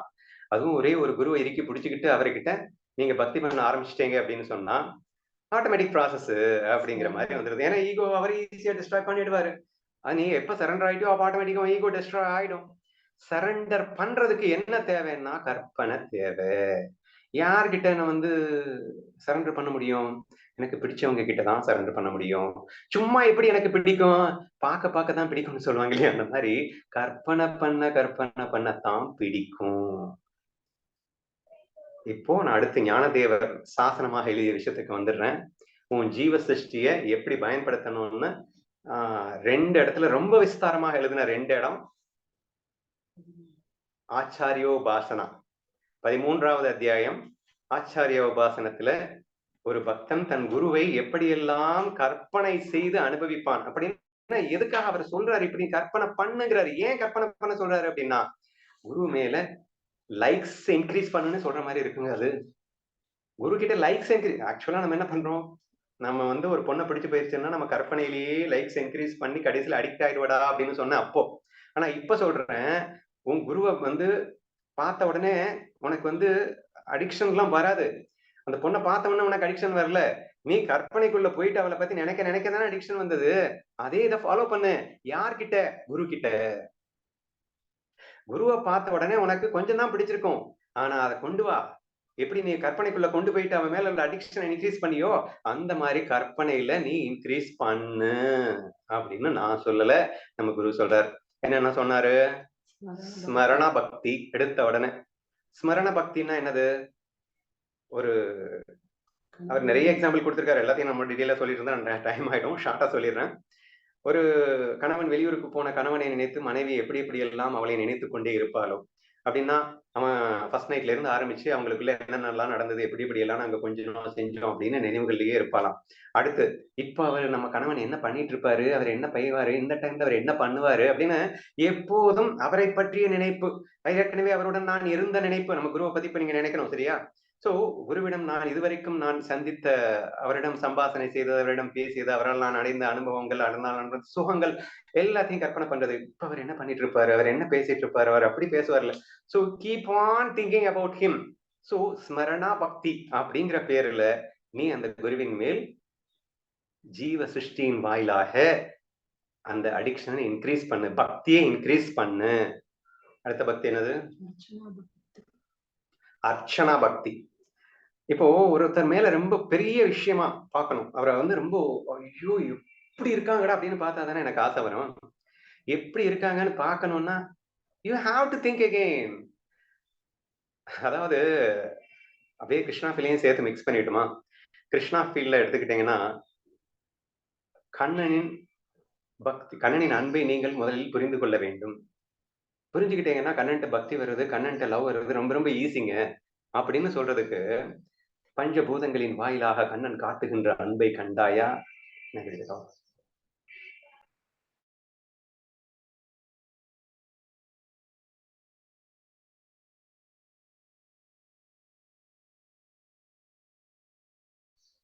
பஞ்சபூதங்களின் வாயிலாக கண்ணன் எப்படியெல்லாம் அன்பு காட்டுகின்றான் என்று கண்டாயா அப்படின்னு சொல்லிட்டு நான் என்ன பண்றேன்? Of course he is in a love. ஈஸ்வரன் நம்மை எப்போதும் நேசிக்கின்றான் என்பது உண்மைதான். அந்தரியாமியாக இருந்து கொண்டு அனைவரையும் வழி நடத்தி கொண்டு நம்மை காதலித்துக் கொண்டிருக்கிறான் என்பது உண்மைதான். அந்த உண்மையை மண்ணாங்கட்டி நம்ம யோசிச்சு நம்ம கற்பனை பண்ணி தானே புரிஞ்சுக்க வேண்டியது இருக்கு. என்ன பண்றது, நமக்கு மரமண்டையா இருக்குல்ல, நமக்கு புரியல இல்ல. அப்ப புரிந்து கொள்வதற்கு அர்ச்சனா பக்தின்னா எந்த அர்த்தம்? அவனை பற்றி, அவனுடைய அன்பை பற்றி புரிந்து கொள்ளுதல், அவனை பற்றி புகழ்பாடுதல். ஐயோ கண்ணா எப்படிடா உன்னால முடியுது இப்படி ஒரு அன்பு காட்ட என்று மீண்டும் மீண்டும் மெய் சிலிர்ப்பதற்கு கண்டிப்பாக அவனை பற்றி அந்த கற்பனை அவசியப்படுகின்றது. நிறைய விஷயங்கள் என்னுடைய கிருஷ்ணா ஃபீல்ல சொல்லியிருப்பேன். பூமி ஏன் சுற்றுகிறது என்று பார்த்தீர்களா? ஒரே மாதிரி இருந்திருதுன்னா, வெப்பமும் ஒரே மாதிரி இருந்தது அப்படின்னு சொன்னா போர் அடிச்சிருந்தா உன்னால அதை அனுபவிக்க முடியாது. அப்போ காலை மாலை அப்படின்னு மாறி மாறி வரணும். டோட்டலா வந்து சீதோசனங்கள் மாறி மாறி வரணும் என்பதற்காக என் கண்ணன் பூமியை சுற்றி கொண்டே பூமியாக என் கண்ணன் சுற்றி கொண்டிருக்கின்றான் என்று புரிந்து கொள்ளுங்க. அப்கோர்ஸ் இட்ஸ் a ஜீவ சிருஷ்டி தானே, உண்மைதான். விவகாரிக சிருஷ்டியை தான் நான் வந்து கற்பனை பண்றேன். நான் வந்து நானா கற்பனை பண்ணலங்க, உண்மையை கற்பனை பண்றேன். தயவு செய்து புரிஞ்சுக்கோங்க. உண்மையை கற்பனை செய்வதற்கு ஜீவ சிருஷ்டி அவசியப்படுகிறது என்று புரிகிறதா? நீயா உன் இஷ்டத்துக்கு கற்பனை பண்ணாதானே டேஞ்சரு. அது உன் இஷ்டத்துக்கு கற்பனை யார பண்ணலாம்? குரு மேல லைக்ஸ் வளர்க்கறதுக்கு உன் இஷ்டத்துக்கு கற்பனை பண்ணலாம். அவர் அடுத்தடுத்து அவரே சொல்லியிருக்காரு, சரியா? சோ அந்த மாதிரி நம்ம ஃபீல் பண்ணி அவரை புகழ் பாடுவதற்காக ஃபுல் அண்ட் ஃபுல் எப்படியெல்லாம் இருக்கான் என்று அவனை மிக பெரிதாக பார்ப்பதற்கும் அவன் மேல் புகழை அதிகரிப்பதற்கு பேர் தான் வந்து அர்ச்சனா பக்தி அப்படின்னு சொல்லிட்டாரு. இன்னும் நிறைய பாயிண்ட்ஸ் கிருஷ்ணாவில சொல்லியிருப்பேன். ஒரு பாயிண்ட் என்ன சொல்லியிருப்பேன், ஜஸ்ட் ரிமைண்ட் மட்டும் பண்றேன். ஐ cannot tell everything. பாக்டீரியாவாக இருப்பது என் கண்ணன். நான் வெளியேற்றும் மலங்களை எல்லாம் மக்க வைத்து மீண்டும் பழங்களாயாக தந்து கொண்டிருக்கின்றான் என்றால் what love the Krishna you have அப்படின்னு நம்ம ஃபீல் பண்றோம் இல்லையா? இது என்னது? இது ஜீவ சிருஷ்டியின் வழியாக நான் கண்ணனை அனுபவிப்பது தானே அப்படின்றது அப்படின்னு நினைக்கிறோம். அடுத்து என்ன சொல்லியிருக்கேன்? கண்ணன் உலகை ஏன் மாயையாய் படைத்தான்? உண்மையா படைச்சா அனுபவிக்க முடியாதுடா. எல்லாமே மாயையா இருந்தா என்ன வேணா பண்ணலாம், எப்படி வேணா ரசிக்கலாம். லைக்ஸ் அண்ட் டிஸ்லைக்ஸ் இருக்கக்கூடாது, அவ்வளவுதானே. லவ் தானே, இது மாய தானே அப்படிங்கிற ஃபீலிங்ல என்ன வேணா பண்ணலாம் அப்படிங்கிற ஒரு ஃபீல் அப்படிங்கிறத அனுபவிக்க முடியும் என்று அந்த ஒரு பாயிண்ட் மென்ஷன் பண்ணியிருந்தேன். இன்னொரு முக்கியமான பாயிண்ட் என்ன பண்ணியிருந்தேன்னா, கண்ணா உன்னிடத்தில் மெய்சில் இருக்கும் விஷயம் என்ன தெரியுமா? எனக்கும் ஒரு சிருஷ்டி செய்யும் ஒரு அற்புதத்தை கொடுத்தாயே, எனக்கும் ஒரு சுதந்திரத்தை கொடுத்தாயே, எனக்கும் ஒரு கல்பனா சக்தியை கொடுத்தாயே, நான் விரும்பியபடி நான் வாழ்க்கையை அமைத்துக் கொள்ளும் ஒரு சுதந்திரத்தை கொடுத்த உன்னது அன்பை மெச்சுகின்றேன். சோ அதுதான் எனக்கு வில்லங்கமாவும் ஆச்சு, நான் அஞ்ஞானி ஆயிட்டேன், அது வேற விஷயம். பட் அது கரெக்டா யூஸ் பண்ணினேன் அப்படின்னு சொன்னா அது எவ்வளவு பெரிய வரம். அந்த வரத்தை கொடுத்ததற்காகவே நான் பெருமைப்படுகின்றேன் என்று கண்ணனின் மேல் பூரிப்பதற்கு நீங்கள் அதை சிந்திக்கலாம். ஈஸ்வரனுக்கு ஆக்சுவலா உருவமே கிடையாது, ஜீவனுக்கு மட்டும்தாங்க உருவம் இருக்கு. அனைத்தையும் கட்டி காத்து பரிபாலனம் செய்பவன் அனைத்து இடத்திலும் இருக்க வேண்டும், அனைவருக்குள்ளும் அந்தரியாமியாக இருக்கின்றான்னு சொன்னேன். அப்ப அவனுக்குன்னு உருவம் இருந்தா எப்படி உருவத்துக்குடைய இருக்க முடியும்? சரியா? உருவம் மற்றவன் தான் அனைவருக்குள்ளும் ஒரு எனர்ஜியாக தான் இருந்து அவன் செயல்பட முடியும் இல்லையா? அப்படி உருவம் இல்லாதவன் யார்? ஈஸ்வரன். உருவம் இல்லாத அந்த ஈஸ்வரன் அப்படின்னு இருந்தா கூட அவ்வப்போது அவதாரங்களாக என் மௌலியாக என் கண்ணனாக நான் கட்டி அணைத்து மகிழ வேண்டும் என்பதற்காக அவதாரமாக வருகின்றாயே கண்ணா உன் அன்பு அன்பு. ஸோ வாட் எவர் வி எல்லாமே என்னுடைய என் இஷ்டத்துக்கு பண்ண கற்பனை கிடையாது, இது உண்மைதான். இந்த உண்மையை நான் கற்பனையின் வாயிலாகத்தானே நான் பக்தியாக வளர்த்து அனுபவிக்க முடிகிறது என்று நான் சொல்ல வருகின்றேன்.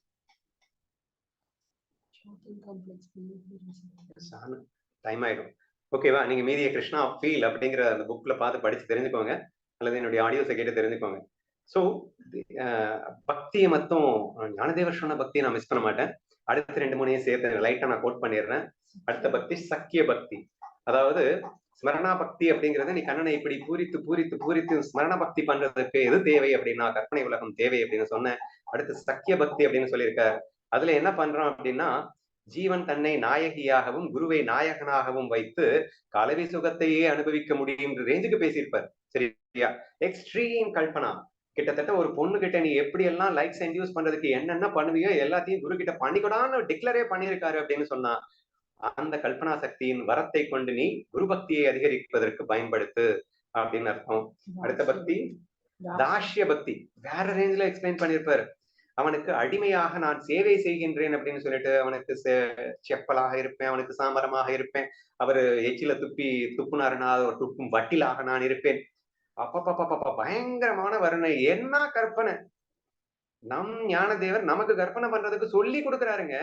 இப்படி உன் குருவை நீ கற்பனை செய்து அவன் மேல் பூரண விருப்பத்தை கொண்டு, ஏன்னா அவன்கிட்ட ஆசை வந்தா தானே சரண்டர் வரும், பிடிச்சவங்க கிட்ட தானே சரண்டர் பண்ண முடியும்.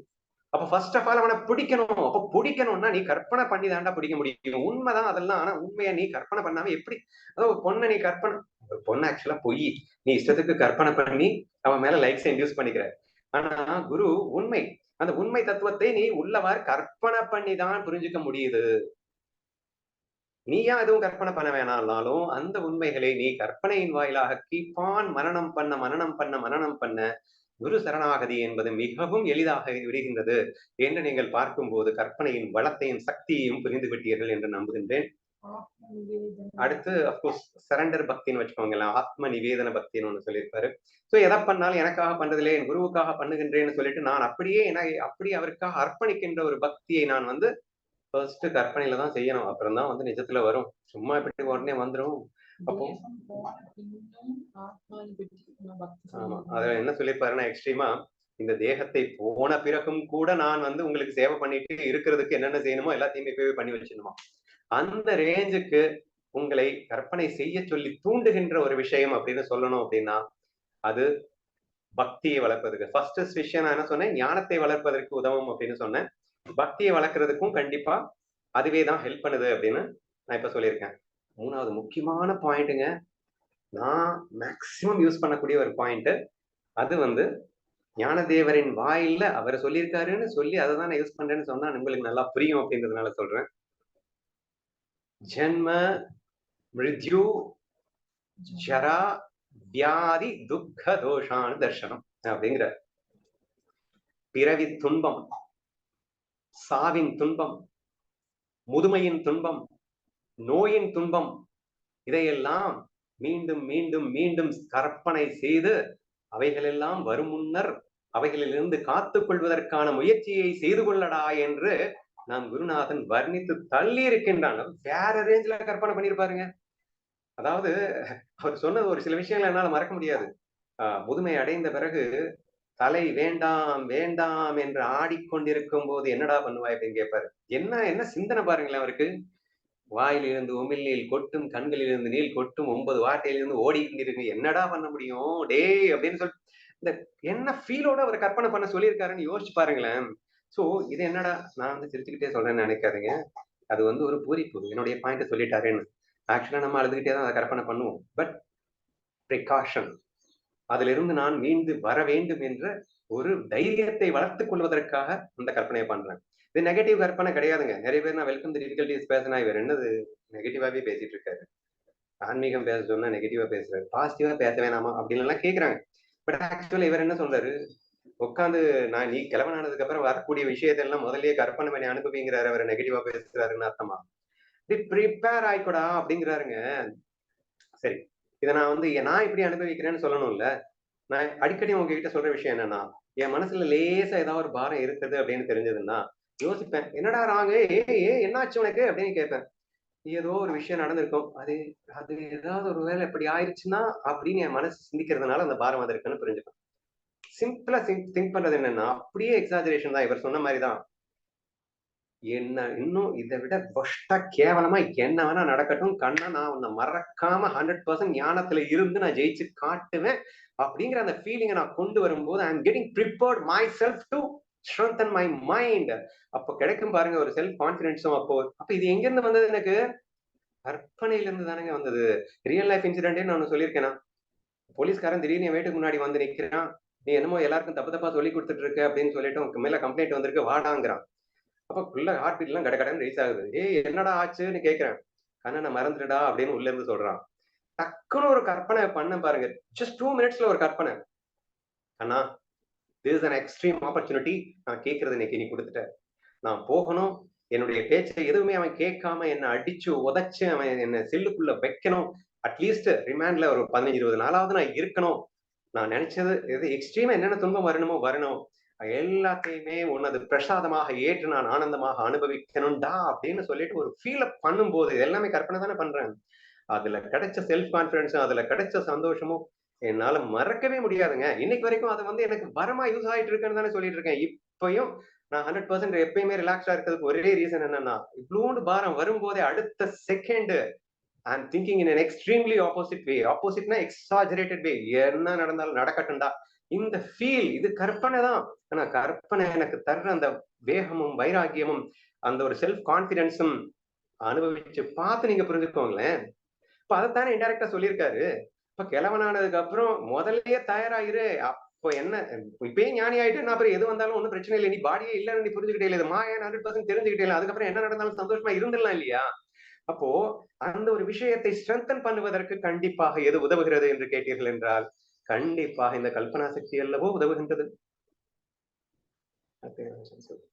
சோ இந்த மாதிரி இது வந்து extreme way of using the கல்பனா சக்தி அப்படின்னு சொல்ல வரேன்.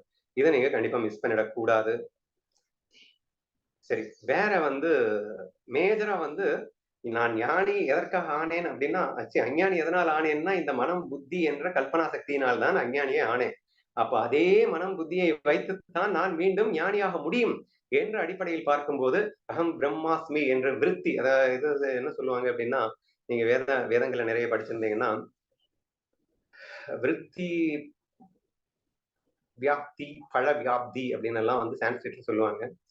அதுல குறிப்பா இந்த உலகத்தை அனுபவிப்பதற்கு ஈஸ்வரனின் துணை உனக்கு வேணும். ஆனா நீ பரபிரம்மமாவதற்கு யாருடைய துணையும் தேவையில்லடா. ஏன்னா நீயே பரபிரம்மம் தானே. ஏன்னா ஈஸ்வரன் தான் உனக்கு, நீ அது என்னன்னு கேட்டீங்கன்னா ஈஸ்வரன் உனக்கு காட்டி கொடுப்பான். சரியா? அப்போ நீ இது என்னன்னு கேட்கறது உன்னுடைய எண்ணம். அந்த எண்ணத்துக்கு யாருடைய சப்போர்ட் வேணும்? ஈஸ்வரனுடைய சப்போர்ட் வேணும். அதுதான் உனக்கு அனுபவத்தை கொடுக்கும் அப்படின்னு நான் சொன்னேன். ஆனா அகம் பிரம்மாஸ்மி என்று அந்த பிரம்மமாக நீ உன்னை உணர ஆரம்பிக்கும் போது யாருடைய தேவையும் இல்லாமல் நீயே பிரம்மமாகிடுவ. ஏன்னா பிரம்மத்துக்கு யார் சப்போர்ட் பண்ணது? நீதான் அது. அப்போ சப்போர்ட்டிங்கே தேவையில்லாத அந்த பிரம்ம உணர்வையே கிடைக்கக்கூடிய அளவுக்கு செய்கின்றது எதுன்னு கேட்டீங்கன்னா அந்த விருத்தி தான். விருத்தின்னா எண்ணங்கள் தான். அப்ப எண்ணங்களுடைய சக்தியை புரிந்து கொள்ளுங்கள். எண்ணம் ஒரு மிகப்பெரிய ஆயுதம் மாதிரிங்க. அதை ஆப்ரேட் பண்ணி உசுர பழக்க வைக்கலாம், குத்தி சாகடிக்கலாம். அப்படிப்பட்ட ஒரு எக்ஸ்ட்ரீமான ஹவு டு பி யூஸ்டு தான் இங்க முக்கியம். அந்த எண்ணங்களை தவறாக பயன்படுத்தி அஜ்ஞானமாகவும் வாழலாம். அதே எண்ணங்களை சரியாக பயன்படுத்தி முழுமையான பரபிரம்ம ஸ்திதிக்கே சென்று விடலாம், எண்ணங்கள் அற்ற ஸ்திதிக்கே சென்று விடலாம் எண்ணங்களை வைத்து என்ற இந்த உண்மைகளை எல்லாம் நீங்கள் புரிந்து கொள்ள முயற்சித்தீர்கள் என்றால் எந்த அளவிற்கு நாம் எண்ணங்களை எப்படி பயன்படுத்த வேண்டும் என்பதை புரிந்து கொண்டிருப்பீர்கள். முதல்ல danger of using in wrong way நான் சொல்லிட்டேன். ஸோ அந்த மாதிரி ராங் வேஸ்ல நீங்க யூஸ் பண்ணிட்டு இருந்தீங்கன்னா அதையும் விட்டுடுங்க. அல்டிமேட்லி நம்ம முதல்ல இருந்து பேசிட்டு இருக்கிற ஒரு விஷயம் தான், விருப்பு வெறுப்பு இருந்தாதான் நீங்க கற்பனா சக்தியை ராங் வேலையே யூஸ் பண்ணுவீங்க. விருப்பு வெறுப்பு இல்லைன்னா நீங்க 100% ரைட் வேல தான் யூஸ் பண்ணுவீங்க அப்படின்றத புரிஞ்சுக்கோங்க. ஃபைனலா ஒரு முக்கியமான டிப்ஸ் ஒன்று கொடுத்துறேன். இந்த மாதிரி உங்களை முழுமையான ஞானத்தில் மெருகேற்றுவதற்கு மட்டும் உங்கள் கல்பனா சக்தியை பயன்படுத்திக் கொள்ளுங்கள். அதுக்கப்புறம் செகண்டரியா ஒரு டிப்ஸ் கொடுக்குறேன். கல்பனா சக்திக்கு இன்னொரு சூப்பர்பான ஒரு அட்வான்டேஜ் இருக்கு. அது என்னன்னா கலைகளை கற்றுக்கொள்வதற்கு உதவும். ஆனா அதுவே டேஞ்சர்னு சொல்லிட்டு நான் டிராபேக்ல சொல்லிட்டேன். ஏன்னா கலைகளை கற்றுக்கொள்ளும் போது நான் மட்டுமே பெரிய ஆளாவும் மற்றவங்க எல்லாம் சின்ன ஆளாவும் வச்சு நான் கற்பனை பண்ணிட்டேன்னா அது ஈகோ டெவலப் ஆயிடுது. பட் லைக்ஸ் அண்ட் டிஸ்லைக்ஸ் இல்லாம நான் கலைகளை கற்றுக்கொள்வதற்கு கல்பனா சக்தி மிகவும் பெரிய அளவிலே உதவும்னு சொல்லலாம். நிறைய எக்ஸாம்பிள் சொல்லலாம். ஃபர்ஸ்ட் நான் பேசிக்கலி இங்கிலீஷ் பழக நான் எப்படி கத்துக்கிட்டேன் அப்படின்னு சொன்னா ஸ்ரீகாந்த் 1 ஸ்ரீகாந்த் 2 என் மனசுலயே 2ஆ பிரிச்சுக்கிட்டு நான் பேசிக்கிட்டே இருப்பேன். அப்போ ஆட்டோமேட்டிக்கா அந்த கற்பனை உலகிலே நான் பேசியே வந்து எனக்கு இங்கிலீஷ் சரளமா வந்துடுச்சு அப்படின்னு சொல்லலாம். பிளஸ் எந்த வேணா கலை வேணா எடுத்துக்கோங்களேன். ஒரு மியூசிக் சரி கமா பாத்தானிசான்னு ஒரு மணி நேரம் தான் டீச்சர் வந்து சொல்லிக் கொடுப்பாரு. அந்த டீச்சர் சொல்லிக் கொடுத்த அந்த 1 மணி நேரம் விஷயத்தை உன் மனசுக்குள்ள வந்து திரும்ப கற்பனை பண்ணி பிராக்டிஸ் பண்ணணும் இல்லையா? அந்த பிராக்டிஸ் பண்றதுக்கு அந்த பிளஸ் கிரியேட்டிவிட்டின்னு சொல்லக்கூடிய நான் எந்திரத்தை தயாரித்தேன் என்றால் அந்த கலைங்கிறது ஈஸ்வரன் கொடுத்ததுதான். கலையெல்லாம் நீங்க உருவாக்க முடியாதுங்க. எல்லாமே ஈஸ்வரன் கொடுத்ததுதான் கலை. ஆனா அந்த கலையை கற்றுக்கொள்வதற்கு எனக்கு இந்த கல்பனா சக்தி எனக்கு உபயோகமாக இருக்கும் அப்படின்னு நினைக்கிறேன். அப்போ நீங்க மியூசிக் கத்துக்கோங்க, வேணாம்னு சொல்லல.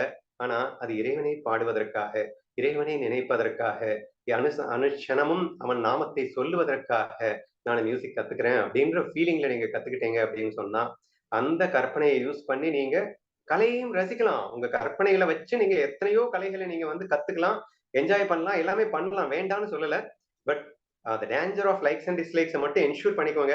ஆனா நான் முதல்ல சொன்ன மாதிரி பக்திக்காகவும் ஞானத்துக்காகவும் அல்லது முதல்லயே ப்ரிப்பேர்டா இருக்கிறதுக்காக நம்ம தயார் பண்ணி வச்சுக்கிறதுக்காகவும் கற்பனை பண்ணீங்கன்னா அது வேற லெவலு. அது உங்களுக்கு ஞானத்தை மட்டும்தான் கொடுக்கும். அதை கண்டிப்பா பண்ணிதான் ஆகணும். அதை பண்ணிட்டே இருங்க. அத்தோட உங்களுக்கு எனக்கு டைம் இருக்கு, I want to time pass in some other way, எனக்கு ஒரு போர் அடிக்குது இல்லையா, நான் மியூசிக் கத்துக்க வேணாமா, கராத்தே கத்துக்க வேணாமா? கத்துக்கோங்க, எல்லா கலையும் கத்துக்கோங்க. ஒரு கராத்தே கத்துக்கணும் அப்படின்னா நான் பெரிய ஆள் ஆயிட்டு 4 பேர் அடிக்கணும் அப்படிங்கிறதுக்காக இல்ல. இந்த உலகத்தில் லவ் ஆல் அப்படிங்கிறதை பிரதிஷ்டை செய்வதற்காக, என் கண்ணன் மனதில் இடம்பெறுவதற்காக, அனைவரிடம் அன்பை காட்டுவதற்காக, இதெல்லாமே எல்லா கலையிலையும் கற்றுக் கொடுக்கும் போதே சொல்லுவாங்கங்க. நீங்க கராத்தே கத்துக்க போனீங்கன்னா இதை மிஸ்யூஸ் பண்ணக்கூடாது அப்படின்னு சத்தியம் வாங்கிட்டு தான் எல்லா கலையுமே கத்து கொடுக்குறாங்க. யாரும் யூஸ் பண்றது இல்ல. எனிவே அதையும் ஒரு அட்வான்டேஜ் இருக்குன்ற ஒரு பாயிண்ட்டை மட்டும் நான் மென்ஷன் பண்ணிக்கிறேன். So therefore the first and foremost thing, ஞானத்திற்காக, பக்திக்காக அல்லது முன்னேற்பாட்டிற்காக, அதாவது அந்த கற்றுக்கொண்ட ஞானத்தை அது வருவதற்கு முன்னையே என்னை நான் காப்பாற்றிக் கொள்வதற்காக, கற்பனை செய்து நான் தயார்படுத்திக் கொள்வதற்காக என்ற இந்த 3 விஷயங்கள் நாம் ஞானியாவதற்கு கண்டிப்பாக பயன்படுத்தியே ஆக வேண்டும். வெறும் ஈஸ்வர சிருஷ்டியோடு நின்று விட வேண்டாம். உங்களுக்கு கொடுக்கப்பட்ட அந்த ஜீவ சிருஷ்டி தான் உங்களை அஞ்ஞானி ஆக்கியது. முல்லை முள்ளால் எடுப்பது போல் அதே இந்த ஜீவ சிருஷ்டியை பயன்படுத்துவோம். கண்டிப்பாக நாம் ஞானத்துக்கு வர முடியும் என்பதையும் புரிந்து கொள்ளுங்கள். எக்ஸ்ட்ராவா நீங்க பயன்படுத்தணும்னு நினைச்சீங்கன்னா கலைகளை ஞானத்துக்காக, இறைவனுக்காக கற்றுக்கொள்ளணும்னா நீங்க உங்க கற்பனை யூஸ் பண்றீங்க.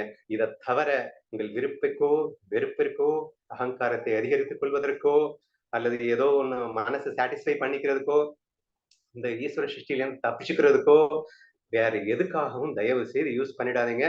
பண்ணினா டேஞ்சர் தான் என்பதை புரிந்து கொள்ளுங்கள். ஐ திங்க் மோஸ்ட் ப்ராபப்லி எல்லாமே சொல்லிட்டேன்னு நினைக்கிறேன். கண்டிப்பாக இந்த செஷன் யூஸ்ஃபுல்லாக இருக்கும் என்று நினைக்கின்றேன்.